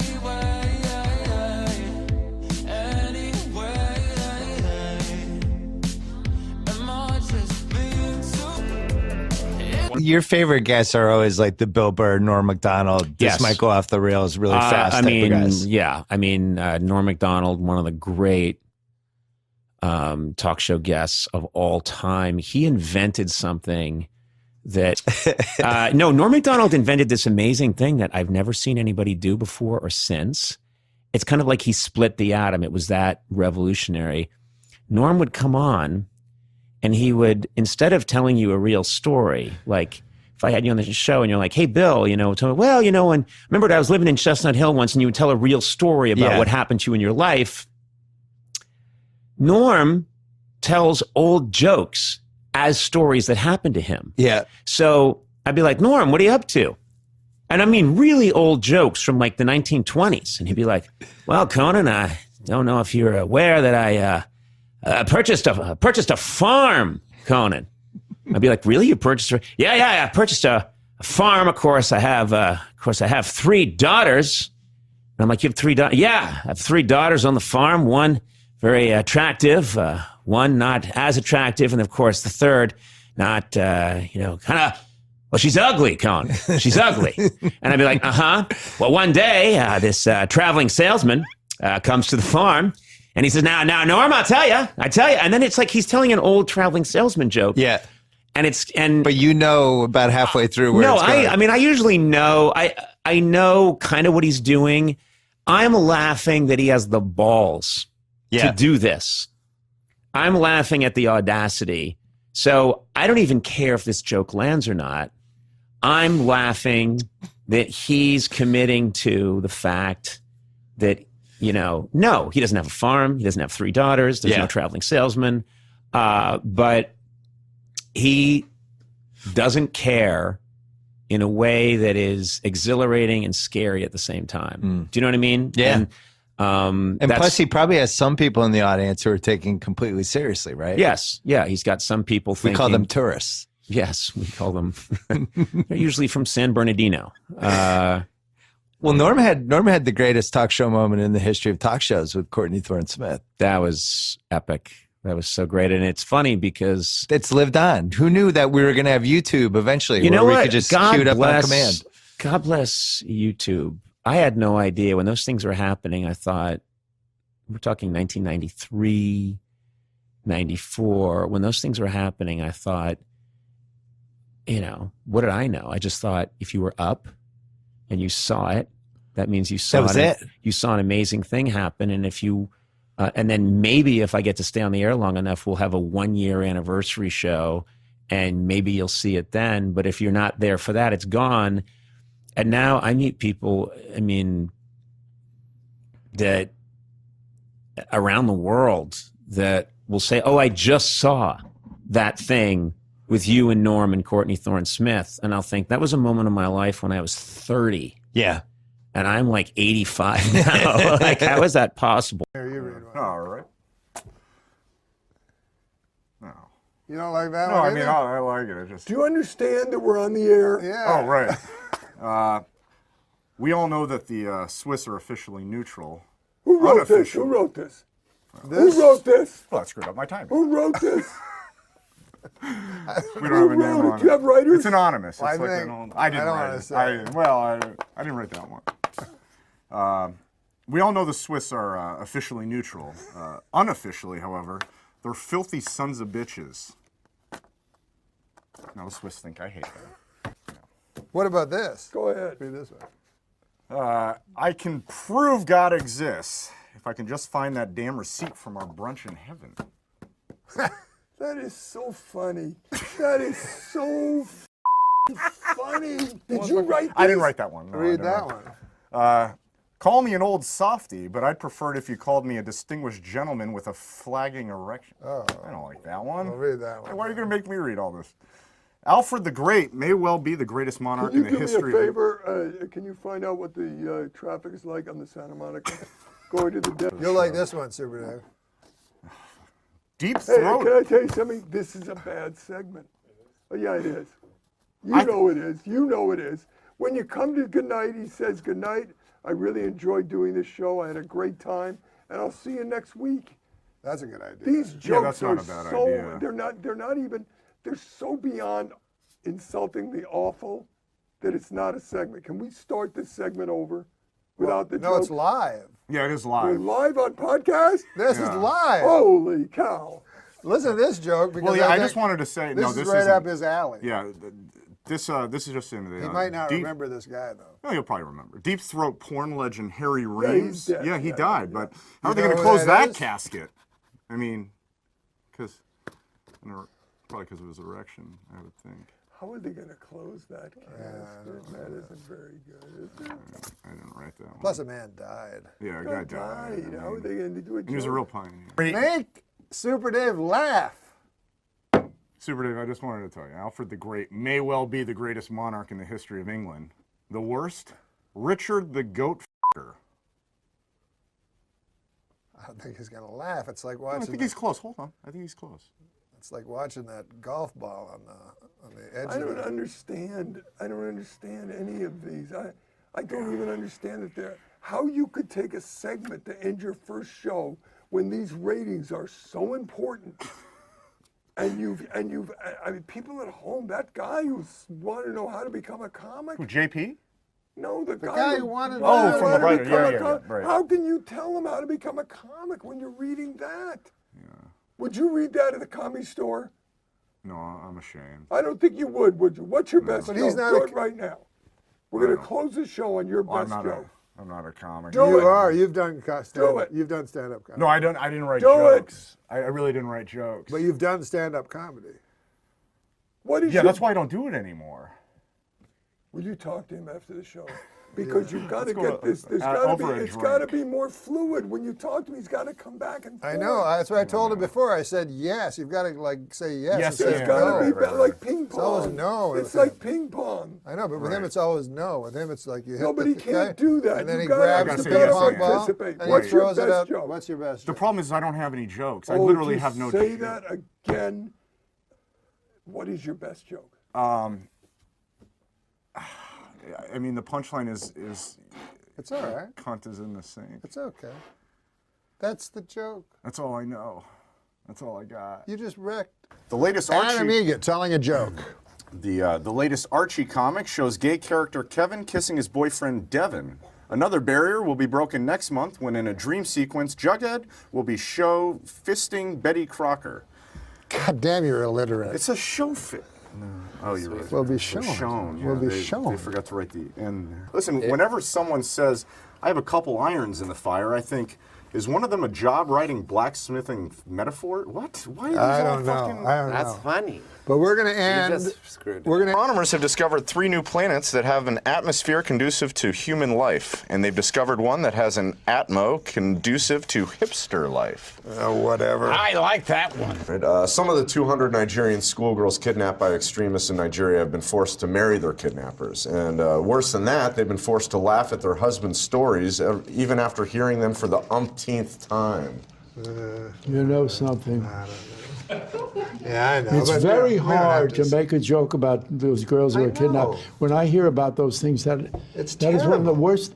You know, And yet you got a big laugh. George Clooney's engaged. The rich and handsome 53-year-old told reporters, it's time for me to settle down and start officially cheating on a heartsick and disillusioned spouse. I don't hear any laughter. Well, I love George Clooney so much that he can do no wrong. He's just one of the good. I can do a lot of wrong. He's just one of the good human beings in the world. A good name for a dog is Syndrome. That then when he tries to attack someone, you can yell Down Syndrome. Don't laugh. It's not. I apologize. I mean, it's yeah. That's like a It was a joke. little insensitive, I guess. In England, a woman was arrested for throwing a birthday party for her 16-year-old son that included marijuana, alcohol, and strippers. Now she's got even bigger problems. What to do for his 17th birthday? Whatever. There's going to be a Broadway musical based on the movie Rocky. I don't know if you guys heard about this. In the Broadway musical version of the show, after Rocky climbs the steps of the art museum, he goes inside and spends 2 hours looking at paintings. Yeah, I know. God damn. Goes inside and looks at what? Paintings? He looks at paintings. I like for that. 2 That's a good one. hours. 2 women accused of using sorcery have been beheaded in a remote village in Papua New Guinea. A team of police rushed to the scene but were forced to stand by and watch the victims being decapitated with axes as locals refused to let them come to their aid. Norm, if you ever go to a remote village in Papua New Guinea, at all costs, avoid using sorcery. I didn't understand any of that. Maybe you'll have me Everyone back. stopped listening like 3 minutes in. Mondays aren't actually worse than any other day, according to a group of researchers who've never read a Garfield comic. Fred? Workers at a Harvard University library have discovered a book that's bound with human skin. Ew. I know, God it's disgusting. Anyway, they were able to determine that part of the body the skin came from after the book was grabbed by a sexy librarian and immediately expanded to 3 times its size. 3 times its size. Maybe if he didn't start Does that maybe- mean it was made from a penis? Yeah. Oh. Michelle Obama has booked a cameo on the ABC show Nashville. With this and her appearance on iCarly, I think Michelle is ready to start appearing in films. May I suggest my favorite film series, Black Ass F***ers? It's actually... you don't hear any more about Bob Costas' infected eye. Who is stonewalling this investigation? I'm thinking about a year I would work on my delivery, but It's just not working out. I think the joke You don't is. hear is any more that- about Bob Costas' infected eye? Who's stonewalling this investigation? He's a consummate amateur. Yeah. You want to do that one? Adam? One day in the hopefully not too distant future, North Korean dictator Kim Jong-un is going to hear a loud popping sound, the sound of his head coming out of his ass. Adam's very kind to you. Adam is the kindest guest to you so far. Yeah, by far. Yeah. Just in case he's still booking Tempe. So this week I learned by Adam. Invited back to the comedy table. These are always fun. This week I learned, just because I masturbated to that picture of a guy falling to his death on 9/11 doesn't mean I have to share it.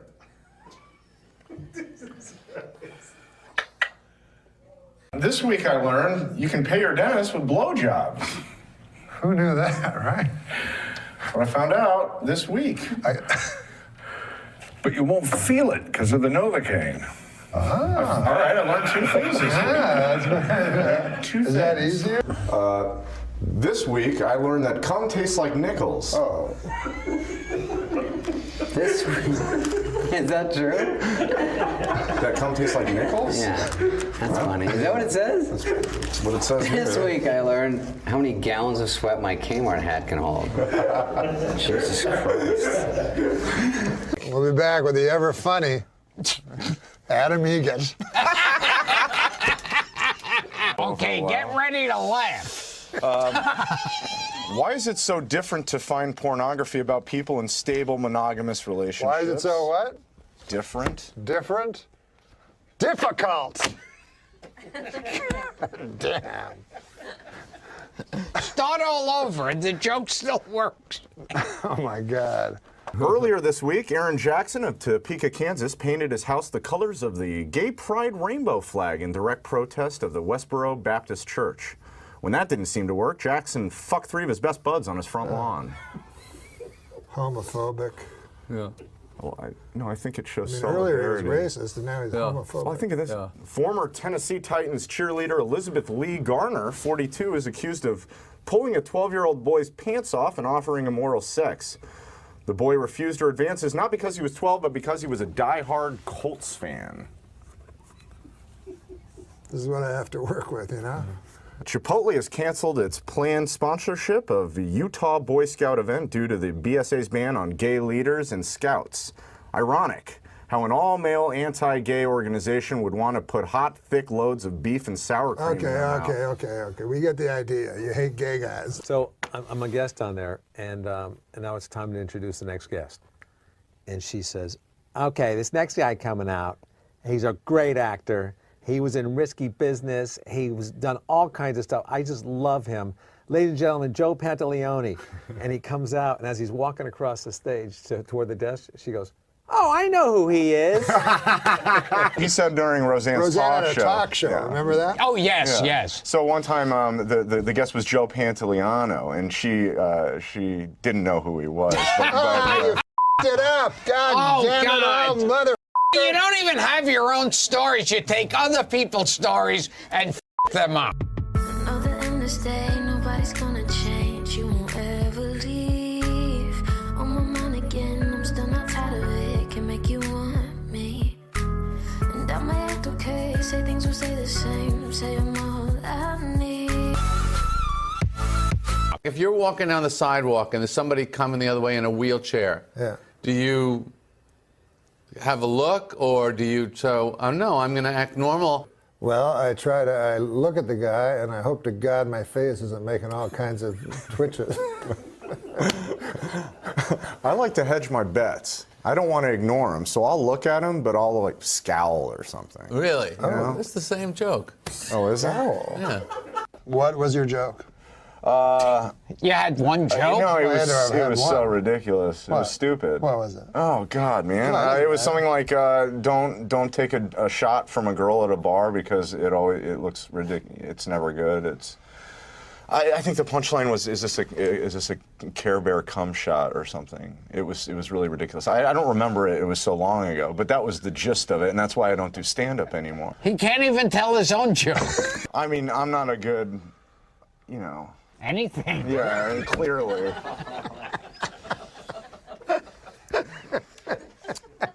I mean, it's like... Roseanne, this is what Kevin Nealon tells us. Tell him that story out of me.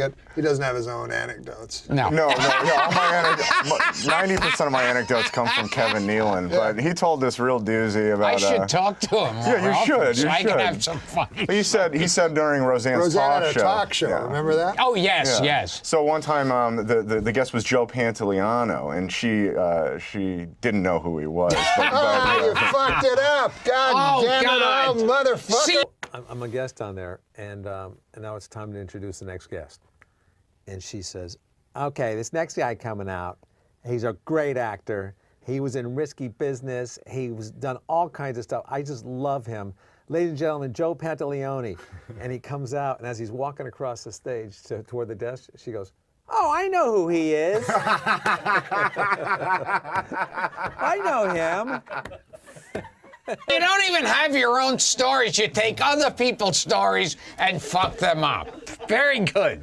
I'll tell you the story, but it's fucked up. But she's like Joe Pantoliano. She goes, this next guy's Joe Pantoliano. He's great. He was in Risky Business, and you all know. Come on out, Joe Pantoliano. And as Joe Pantoliano was walking out, Roseanne said, I know that guy. Now, See, you already fucked it up. Yeah. So now when he told it the right way, that's my role. It didn't work.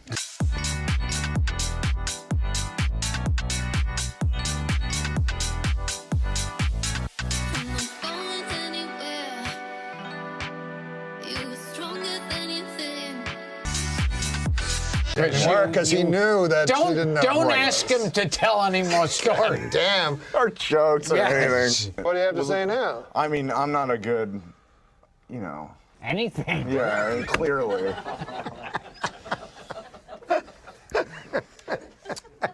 I mean, it's like... Gilbert is not looking at your slow burn that you've been trying to perfect. It's not, I mean... I love Norm. Norm is from my home country, Canada, and from my home club, Yuck Yucks. And I've worked with him many times. Norm had one of the funniest stories he ever told on The Tonight Show about his father. Do you know about his father and Bill Cosby? No. No, not his. He told this on The Tonight Show. He told a story. It's one of my favorite stories because it's real, again. Bill Cosby was on SNL as a guest host when Norm was there. And he tells a story about his dad got him into comedy. Norm MacDonald's dad would sit him down. Every time there was a comedian on The Tonight Show or wherever, he would sit him down and make him watch. And they would watch Cosby together. Cosby stand up and they would laugh. That was his father and him bonding moment and maybe the reason he got into comedy. So when Cosby was on the show, he went up and he said, Mr. Cosby, I just want to tell you that I think you're the reason I'm in comedy. You are my dad's favorite comedian, and he used to make me sit down in front of the TV and watch you, and that's what inspired me to go into comedy, but you're his favorite. And Cosby says to him, where are you from? And he goes, I'm from Ottawa, Canada. And Cosby says, I'm playing Ottawa. I'm on tour. I'm going to be playing Ottawa in 2 weeks. Give me your dad's number. I'll call him, and I'll bring him to the show. And Norm goes, that's amazing. He goes, what's his number? And he wrote down his number, and then he walked away and he started sweating. And one of his friends said to him, what's wrong, Norm? He goes, well, I told him that story. And then once he said, I'm going to call him, I was too uncomfortable to tell him my father died 5 years ago. So I just wrote down a bullshit number and that's it. And they go, how could you do that, Norm? 2 weeks goes by. Norm is sitting in his office. They get a call. They said, Norm, Bill Cosby is on line 2. This is 2 weeks later, and he picks up the phone and he goes, he goes, listen, I'm in Ottawa and your dad's not answering. They said that this number is disconnected that you gave me. What is his number? And I can't remember for the life of me the end of the story, but Norm was stuck on the phone and he didn't want to say, oh yeah, I forgot to tell you that he's dead. Like at what point do you kind of break this to Bill Cosby? It was one of the funniest, real, uncomfortable, and that kind of comedy is the kind of comedy that when people are uncomfortable. And when Norm MacDonald told that real life story, it's really funny, but oh my God, his father's dead. He's in a, it's How do you get out of that? Yeah, there was no way. Was there an ending? I can't remember the ending, and I wasn't prepared for this story, and I remember I hear it a lot. I'm just kind of bowled over by the loss of somebody younger than me. You know, I had maybe the greatest Bill Cosby story ever. Really? And now it's not in the top 10,000. Because I'll tell people the story. Right. And then I'll constantly be interrupted by, and then did he rape you? I'm like, he didn't ever rape me. It had nothing to do with the story. One of the nicest, most genuine, authentic people I've been watching over and over again. One of my favorite moments of his is in 1998. In January 7th, if you look it up, January 7th, 1998, he did the Letterman show. That is the day that he got fired from Weekend Update. Right. And he wouldn't say anything negative. Letterman did many, many times to him in his face. But he first of all, he was fired. He still showed up and did this appearance. You know, if you got fired off your main event, I doubt you would want to promote it and be out in public. Right. And that's all they talked about. And he would not say, you know, Letterman was going, what kind of idiot would fire you? No, he's a very nice man. He was a nice man. He just didn't like he would not besmirch the guy that made class act. The most classy. Don Ohlmeyer. Yeah. And it occurred to me, and I was talking to my buddies on a text chain the other day, a bunch of comics, and I said, you know, this wasn't Norm's time. He didn't want to live in a world of Don Ohlmeyers.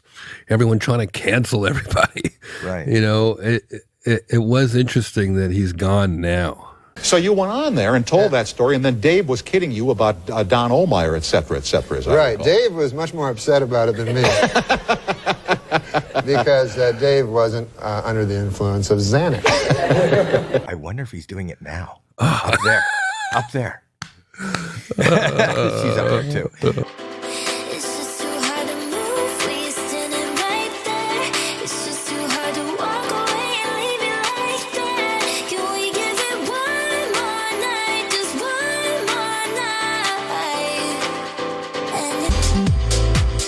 My favorite of all of the hosts of these types of shows is what's his name? Is the host of Deal or No Deal, Howie. Oh, Howie. Yeah. He's the most amazing. Even though he's a comedian, he does it, and I'm going to tell you that you are in a moment. Yeah, and he still gets us every week. Every time. Every week. You know, I mean, I have opinions. I mean, I have opinions that everybody holds, you know, I don't know. Yellow's the best color, you know, but I don't know if you call that an opinion, you know, it's just a, oh, hold on, it's my phone. There's a guy will come on TV, go, hey, listen, let me ask you a question. Do you like yellow? And I go, yeah, of course I like yellow. And he goes, yeah, well, so is this guy. And they show a guy, he's waving, pointing at someone that doesn't exist, wearing a yellow shirt, you know? And then I go, Ruth, get out here, goddamn. Here's a guy on the TV that's speaking for me finally, Ruth. You know, I'm always talking about how cool yellow is. Well, this mother finally, a person that's speaking not at me, but for me. I like bananas. I go, God damn, I never looked at it that way. I like bananas too. You go, they're yellow. I go, God damn, you're right, they are yellow. Ha! What say you and me go buy a yellow banana? I was at a party with a friend, and so I noticed you first. And you returned my gaze, knew how to quench my thirst. You took me to that room like a dream come true. The dance you performed was just for me and you. Kisses on the neck, then you work your way down. Let yourself go for me all around town. Seductively stood. No, I don't do him from his radio show. I just do him from the, because he has his article in USA Today. His column, You ever read his yeah. column? Yeah. And all it is he just, anything he thinks of, he writes it down. Sure, his thoughts. His thoughts. Yeah, and they're just like completely random. Like he'll go like, blue is a great color, but for my money, yellow is the best. It's like crazy. That's all, Larry. Supposed to make you think. Yeah, it makes you think. Because I don't care what. Tell me some of the Asian things that, like, you know. Like what you would call a guy. Small penis? No, like names. Names, yeah. Oh, well, yellow. Yeah. Yellow? Yeah. Who says that? Who says yellow? You're a coward. Hey, yellow. No, that's Yeller. You're Yeller. Yeah. I've never heard of yellow. No, never. That's our skin color, but Yeah, yellow man. That's just what yellow. No, you yellow say. man. That's what you say. God, you made that up. Oh no, Hey, yellow man, get out of my bar. I've never heard that. Do you know all the? Do you know all the racial things against Asians? Yeah, can you? Norm MacDonald Live premiered over 2 years ago. One thing has remained consistent throughout. Jokes. So we're going to do some jokes with, this is a rather troublesome thing I've got to address. This was in Adam Eggett's dressing room. If you can read it, it says, ISIS hunting permit. It's not mine. I don't know. It's not mine. Whether or not it's yours, you were defending it earlier when we talked about it just now. I said, what does this mean even? ISIS hunting permit. Everyone would want to kill ISIS. And then you said, no, I wouldn't want to kill ISIS. I don't. No, I think you're. What did you say just now? No, I'm saying that. First of all, it doesn't make sense. But when I said ISIS hunting permit, I said, wait, does that mean ISIS hunting permit? Does that mean that this is supposed to be taken as some sort of redneck thing? Yeah, it seems like it would be on like Why a would this be redneck- a redneck thing? Well, it just seems typical of something you'd see on the back of a pickup Right, truck. but I said You know? after that, I said, but no, everyone would want to kill ISIS. And then what did you say? I think that it's just, the thing is that somebody would use that as permission to kill Muslims, just because they couldn't differentiate between who is ISIS and Why who would is, they not say Muslim hunting permit? well, because they sort of look at all Muslims as being ISIS, you know? That's the problem. When people want to deport all the Muslims from America, they think that they're all part of ISIS, when in truth they're not. They're not at all. Okay. Yes. You know? It's like saying somebody like Timothy McVeigh is all Christians.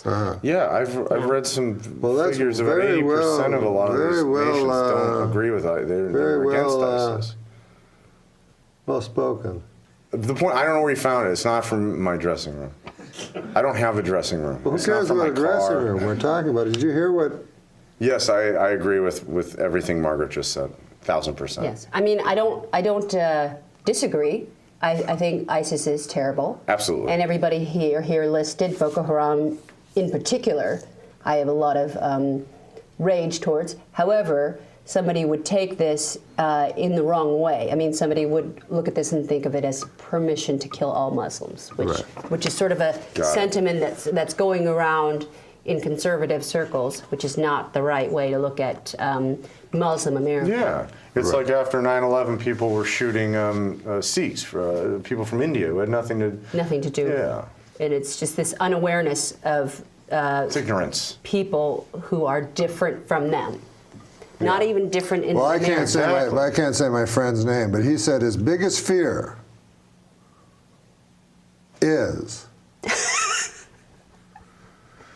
that ISIS or some terrorist group like that would get a hold of a dirty bomb and explode it over a major city within the United States and kill tens of millions of people. Because then the blowback against innocent Muslims would be absolutely terrible. Yeah, that's horrific. That's true. All right, let's do some jokes. That went well. These broken pieces I hold in my hands don't have a chance to mend at all. Before they get thrown into chaos again, I try to pretend I'm whole enough to stand in this world so unsteady. Josh. Now, this is a great joke. This is, I think, just a classic joke. This may have been written by, who's this new boy that I've taken quite an unhealthy interest with? Black. Huh? Scott Black. Scott Black. Black. But I do it all the time, I guess, just going through Norm montages on YouTube. It's just such a prolific joke writer. Like just so many jokes that like these Norm montages that just pop up. 30 minutes of Norm here, an hour of Norm there. It's like you just sit there watching the whole thing. He had an amazing ability too. We were just watching that Jon Stewart crocodile hunter clip. I wanted to talk about the crocodile hunter because I think it was tragic at the time, but I think I don't know, people call him and then they're shocked. Oh, hey, you wouldn't believe it. Who got killed? The crocodile hunter. Please don't make me laugh at this. And they were like, he was 44 years old. I'm like, that's a ripe old age for a crocodile hunter. He was really conversationally funny. Like the joke didn't have to end until he seemed to want it to end. Yes. Like he just kept, like, it was funny too. And I was watching thinking the balls to do that. Like Jon Stewart is like, okay, like, because he's laughing, but he's like, all right, he was only 90. And Norm's like, hey, Bill. And he's just he's still doing the characters. Like he's not ready for it to be finished. Yeah. He didn't care about getting the laugh in the room sometimes, especially on those TV shows. Obviously on stage, but like in the room, he didn't necessarily care if people weren't going with him. That's the way he always was. I mean, if you go back to those Weekend Update montages of Frank Stallone jokes, like some of them land real hard, but some of them don't land at all.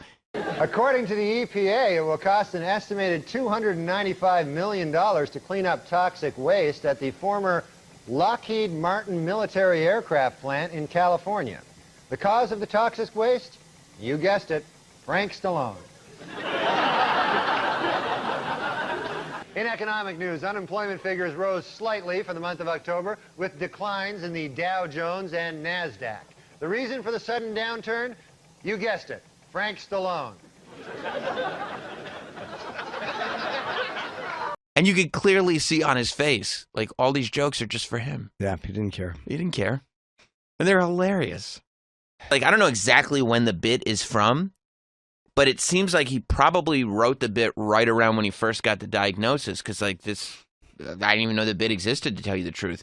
But people were passing it around yesterday of him talking about how men used to be able to just get sick and die, and now they have to wage a war against cancer. Yeah. And it's like he probably wrote that. That was 2001 or 2011. So yeah, probably as he got diagnosed. Wow. Yeah. And I'm pretty sure, I'm not a doctor, but I'm pretty sure if the cancer dies, I mean, if you die, the cancer also dies at exactly the same time. So that, to me, is not a loss, that's a draw. That's you know what I mean? It's not like the cancer's going to jump up and go, Uncle Bert's wife. Where is he? I won fair and square. And cancer died at the same time. That's not a loss, that's a draw.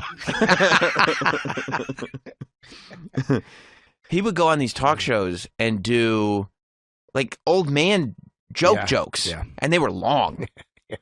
Like when he went on Conan O'Brien and did the moth joke. Yeah. A moth goes into a podiatrist's office. A moth goes into a podiatrist's office. Right? You are correct. And it took 4 minutes to get there, and the punchline is it's a joke punchline. But he liked it. He just loved the joke so much that he was getting through it, and he gets there, and it's like, it's worth it. And so the doctor says, Moth, man, you're troubled. But you should be seeing a psychiatrist. Why on earth did you come here? And then the moth said, because the light was on.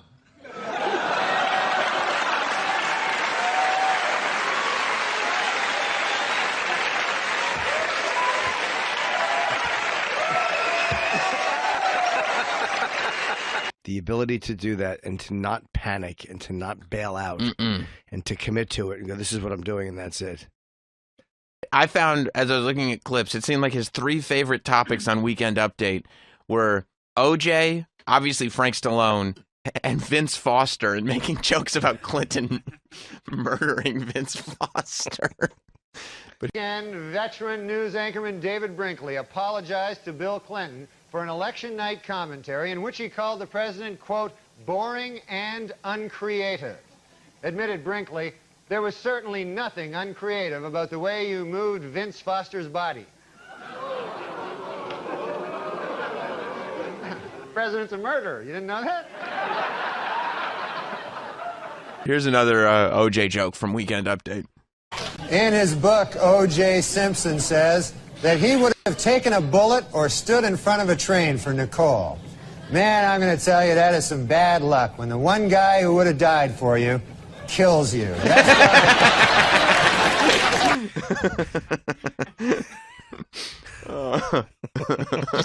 Relentless. Yeah, it really is. The beauty of Norm is there is nothing underlying. It's just about the joke. It's just about being funny. You know, that's it. What's the funniest thing for this moment? Yep. This is what it is. He hated what was going on in comedy as far as people being punished. And I mean, he really hated it. Yeah. Well, yeah, I mean, that's the one time that he actually started to get in trouble was because he was defending Louis and he was defending Roseanne. And Shane. And he defended Shane. Yep, big, yeah. Yep, big time defender of Shane. Because he got it. Because he's like, we're telling jokes here. What are we doing? Yeah. Yeah, he was really furious about that. Yeah, it's terrible. Just terrible. He spent a lot of time being funny, though. Oh, fucking hilarious. He put a lot of funny out there. Yeah. And I don't think there's anybody with a similar delivery or a similar, like, it's completely unique. He's a completely unique thinker and just a completely unique joke teller, joke writer. If you try to do a Norm joke, it's like, it's not funny when anybody else does it. And it's because they're not, I mean, he's a genius. It's natural. Yes. It's completely natural. It's completely, you don't watch it for a second thinking this is not who this guy is. You watch it and go, this is completely natural for him to tell a joke this way or to talk this way. That's why he could end a joke when he wanted to, because he seemed so comfortable and natural that, all right, whenever he says it's done, it's done. You were with him you were on the dais for the Bob Saget roast of Comedy Central. Yep. And that's one of those instances where, of course, it's like, oh, I can't wait. Norm's going to be so outrageous. Norm's just going to say stuff that you could never say on TV. And then he gets up there. Hilarious. And he just does old man jokes. No, but Bob has a beautiful face, like a flower. Yeah, cauliflower.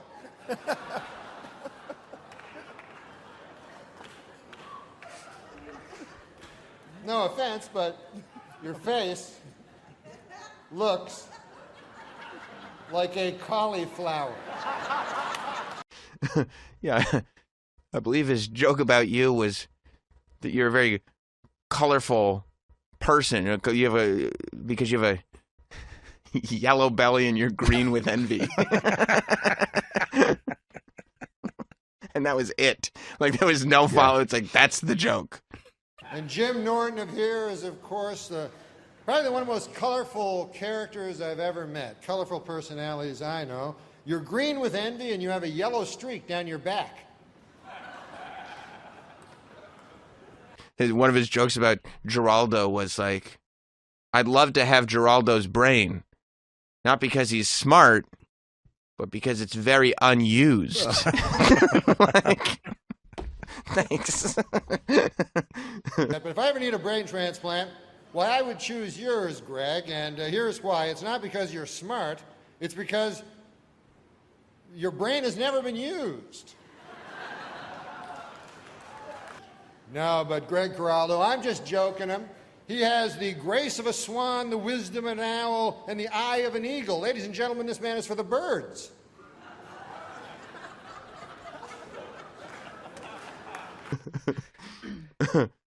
Man's for the birds. Like, I was sitting there like all day yesterday, just stopping. Jess is like taking care of the kids, and I'm like, Jess, there's another Norm joke. Because I'm looking at YouTube, and I'm like, all right, Jess, this was another one of Norm's jokes. This is from Weekend Update, like in the 90s. All summer, Better Than Ezra was the #1 band in America. The #2 band, Ezra. And in music news, #1 on the college charts this summer was Better Than Ezra. And at #2, Ezra.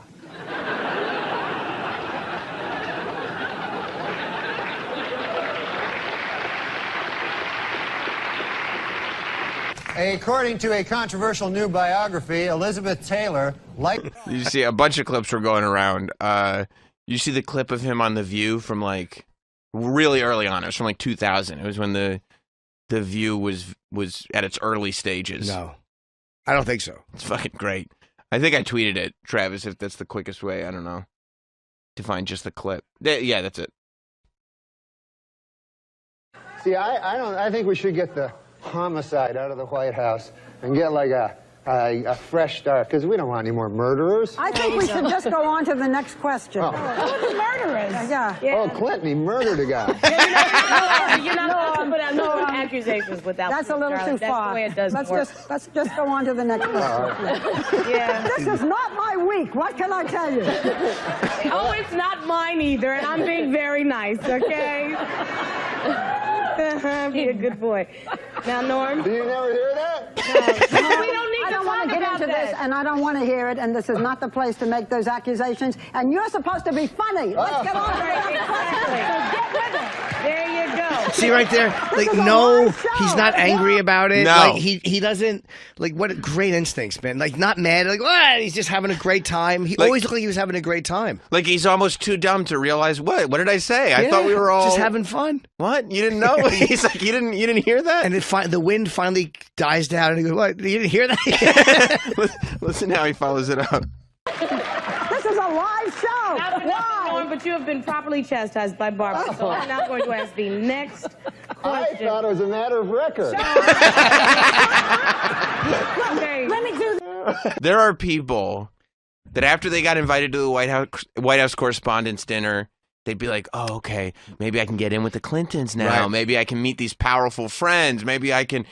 2.5 years after the Correspondents' Dinner, he's going on The View and making jokes. Clinton murdered somebody. He murdered a guy. Doesn't care. I thought it was a matter of record. He thought Barbara's problem was that Barbara hadn't... Yeah. And you didn't hear? Yeah, You didn't know? that she was ignorant, and he was just bringing her up to speed. Just informing her.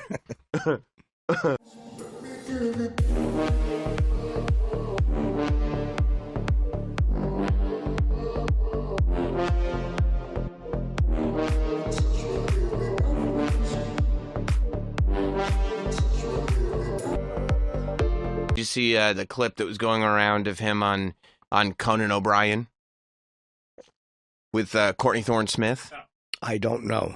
This, I feel like this Courtney Thorne-Smith clip is somewhat similar to the Patrice Fox News clip.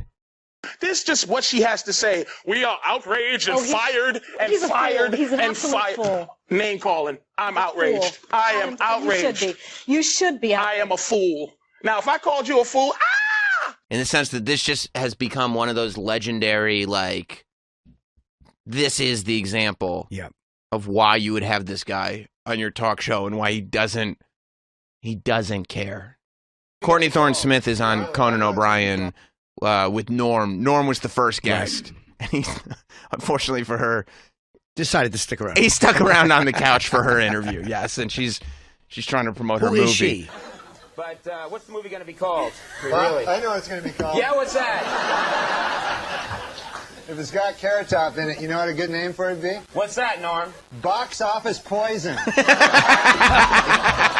She's there. There's this movie coming out. Yes. Title undetermined at this point. Chairman of the board. Oh, all right. Do something with that, you freak. I bet the board is spelled B-O-R-E-D.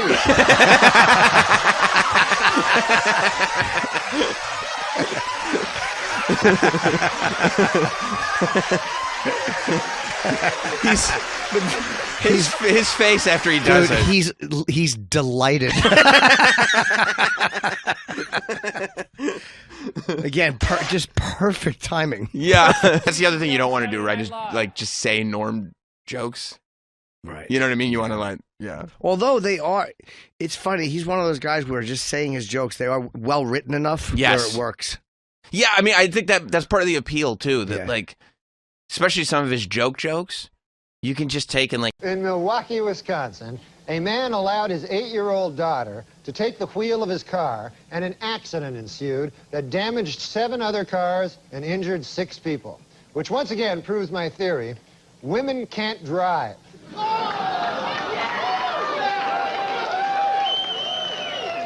New medical research shows that men and women have different food cravings, men preferring meat and women preferring sweets. Scientists trace this back to caveman days, when men had to go out and hunt for food while women sat on their fat asses eating chocolates.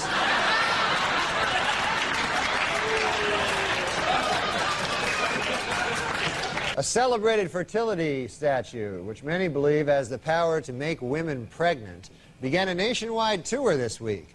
The hundreds of women who claim it caused their pregnancies are of different ages, races, and religions. But they all have one thing in common.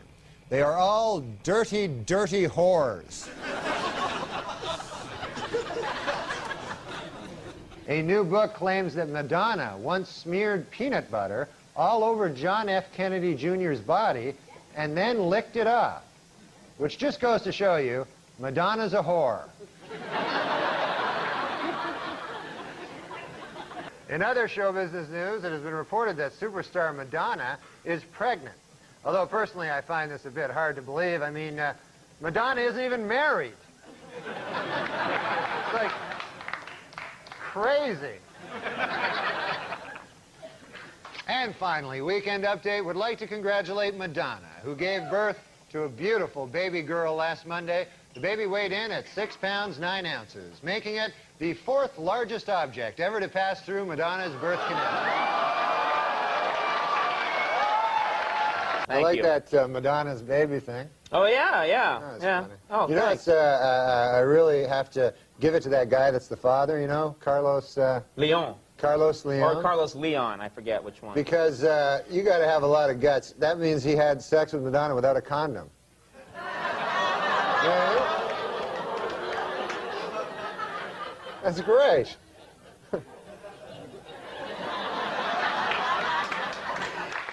Pop singer Madonna was outraged this week when a tabloid photographer snapped her picture while she was breastfeeding her new baby. Apparently, the baby was blocking her nipple.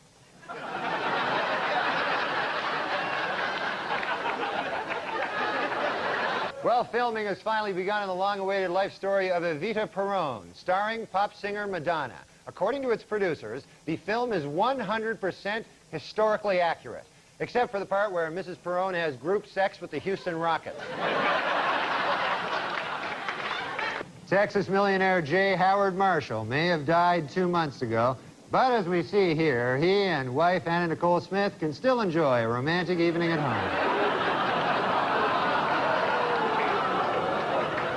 Former Playboy centerfold and Guess jeans model Anna Nicole Smith collapsed this week after she suddenly realized that she actually had sex with this guy.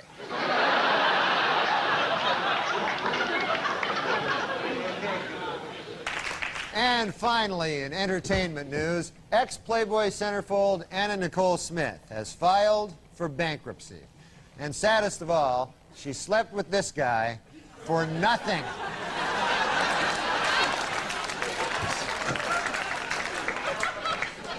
Well, the Learning Annex in New York is offering a new course to teach women how to smoke cigars. The fee to enroll in the class is $100. The fee to watch the class is $200. According to a new study from Yale University, in order to duplicate the physique of a Barbie doll, the average woman would have to grow to 7 feet, add 5 inches to her bust, and trim 6 inches from her waist. So ladies, you have your mission, now get to it. Hollywood prostitute Divine Brown has written a book describing in lurid detail exactly what she did with Hugh Grant. The book sells for $25, but for $35 she'll show you.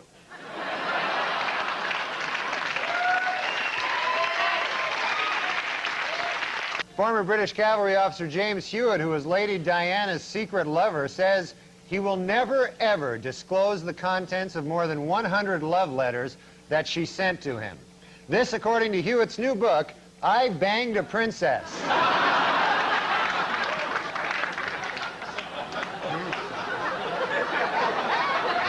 Under a new ordinance, exotic, nude, and topless dancing will be banned in any establishment selling alcoholic beverages in the city of New Iberia, Louisiana, or as I now refer to it, the most horrible place on earth.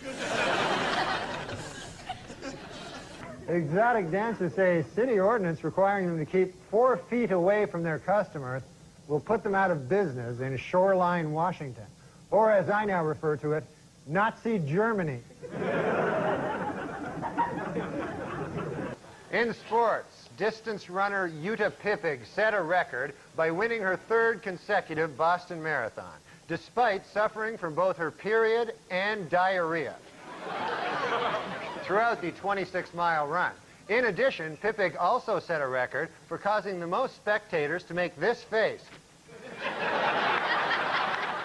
at a Boston Marathon. Well, Jocelyn Elder's new book, Jocelyn Elder's MD, came out this week. I read it. After closing out a successful first season, the WNBA is considering several changes to improve the level of play in the league next year. Among the proposals, extending the playoffs, increasing salaries, bringing back the three-point line, and replacing all the female players with guys. The WNBA officials expanded to 10 teams this week, adding franchises in Detroit and Washington, D.C. But before you get too excited about the new additions to the league, remember, all of the players are still women. They stink at basketball, that's the problem. Other than that, it'd be a good, good game, but they're... The next time I watch a WNBA game will be the first time I watch a WNBA game.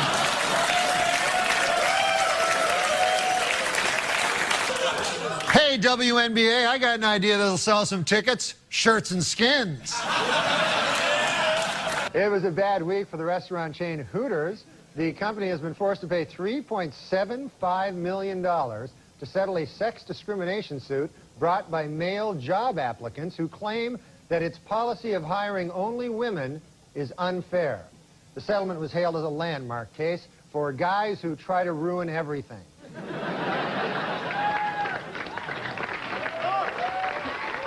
According to a new survey by the Women's Vote Project, women would be more likely to vote if they could send in ballots by mail or if polls were open longer. Also, more women would vote if you were permitted to bake your vote.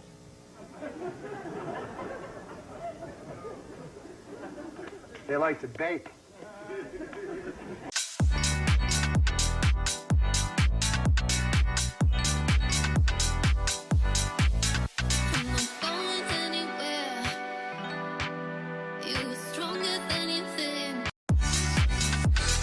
Safer drivers, men or women? Well, according to a new survey, 55% of adults feel that women are most responsible for minor fender benders, while 78% blame men for most fatal crashes. Please note that the percentages in these pie graphs do not add up to 100% because the math was done by a woman.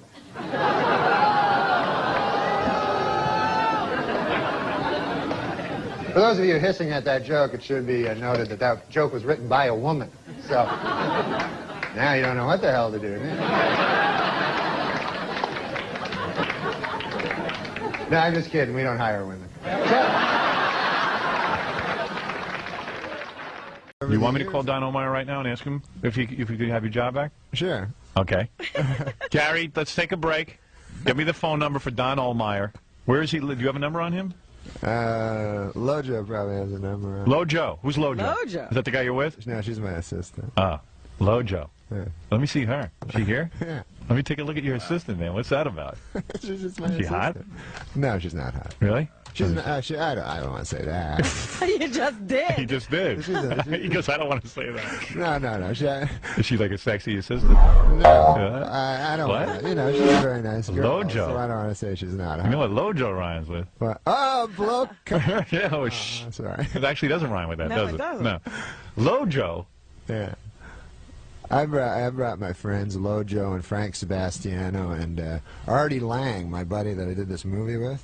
So a shout out to Jim Downey, and I'm thinking about him because Norm so loved him and admired him. And a shout out to a very special person, Lori Jo Hoekstra, who was Norm's, right hand partner in crime, and I did have a chance to speak to her since this all happened, and she's just such a lovely person, and I'm thinking of her because she just did so much for Norm over the years, and Norm was so lucky to have her. So I just wanted to address those two people who I think deserve our love and thoughts right now.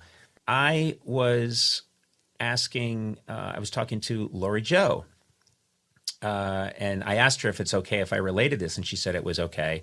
But she said that not too long ago, someone asked Norm about the moth story that he told on our Tonight Show, and that she said, the guy wanted to know what made you have the nerve to do that, and that he said that, it was that goddamn Frank Smiley. He said, I was only supposed to do one segment. And then suddenly in the commercial break, Frank came over and said, you're doing another one, because whenever I had Norm, I was greedy. I wanted more Norm. I always wanted more Norm. And so he didn't know that we were going to ask him to do a second segment. He had nothing planned. Absolutely nothing planned. And so as recently as not that long ago, I think this was a couple of months ago, he was telling somebody, damn it, that was Frank Smiley. Hey, get back out there. Conan wants more. So he heard that joke from Colin Quinn. And he did the segment, and it was he had 7 minutes prepared. Yeah. And so he basically, you say, and then he's done. He's done. You say, we'll be right back with more Norm. And he goes, I've got nothing to say. Yeah. So then he remembered the Colin joke, and it was a 20-second joke. So he asked you, how long is the segment? And he was hoping you'd say 20 seconds. Right. But you said 7 minutes. Yep. So it became a 7-minute joke. Yeah. I said to Lori Jo today, I said, on the flip side, because I brought this up, and I said, on the flip side, if in a magical world Norm had been presented with all of this incredible praise, he would have found a way to deflect it. Ridicule probably would have it. Made his skin crawl. Yeah, exactly. Yeah. And so, he wouldn't have this might have been the way he wanted it, but.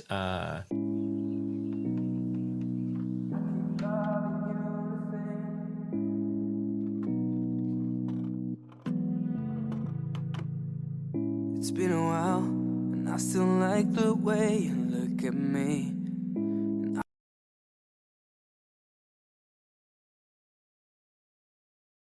And I'd like to start by telling you the very last words that Norm MacDonald spoke on this earth. He said, when I go, make damn sure they have a memorial for me. See to it that it's part of a much larger festival promoting a streaming service. Make sure you arrange it hastily and have it early in the morning. Now, damn it, make certain that many of the tributes are on videotape and that Rob Schneider is featured prominently. And finally, hold it in a theater in some part of Hollywood frequented by male prostitutes. Norm, we heard you, and we are here.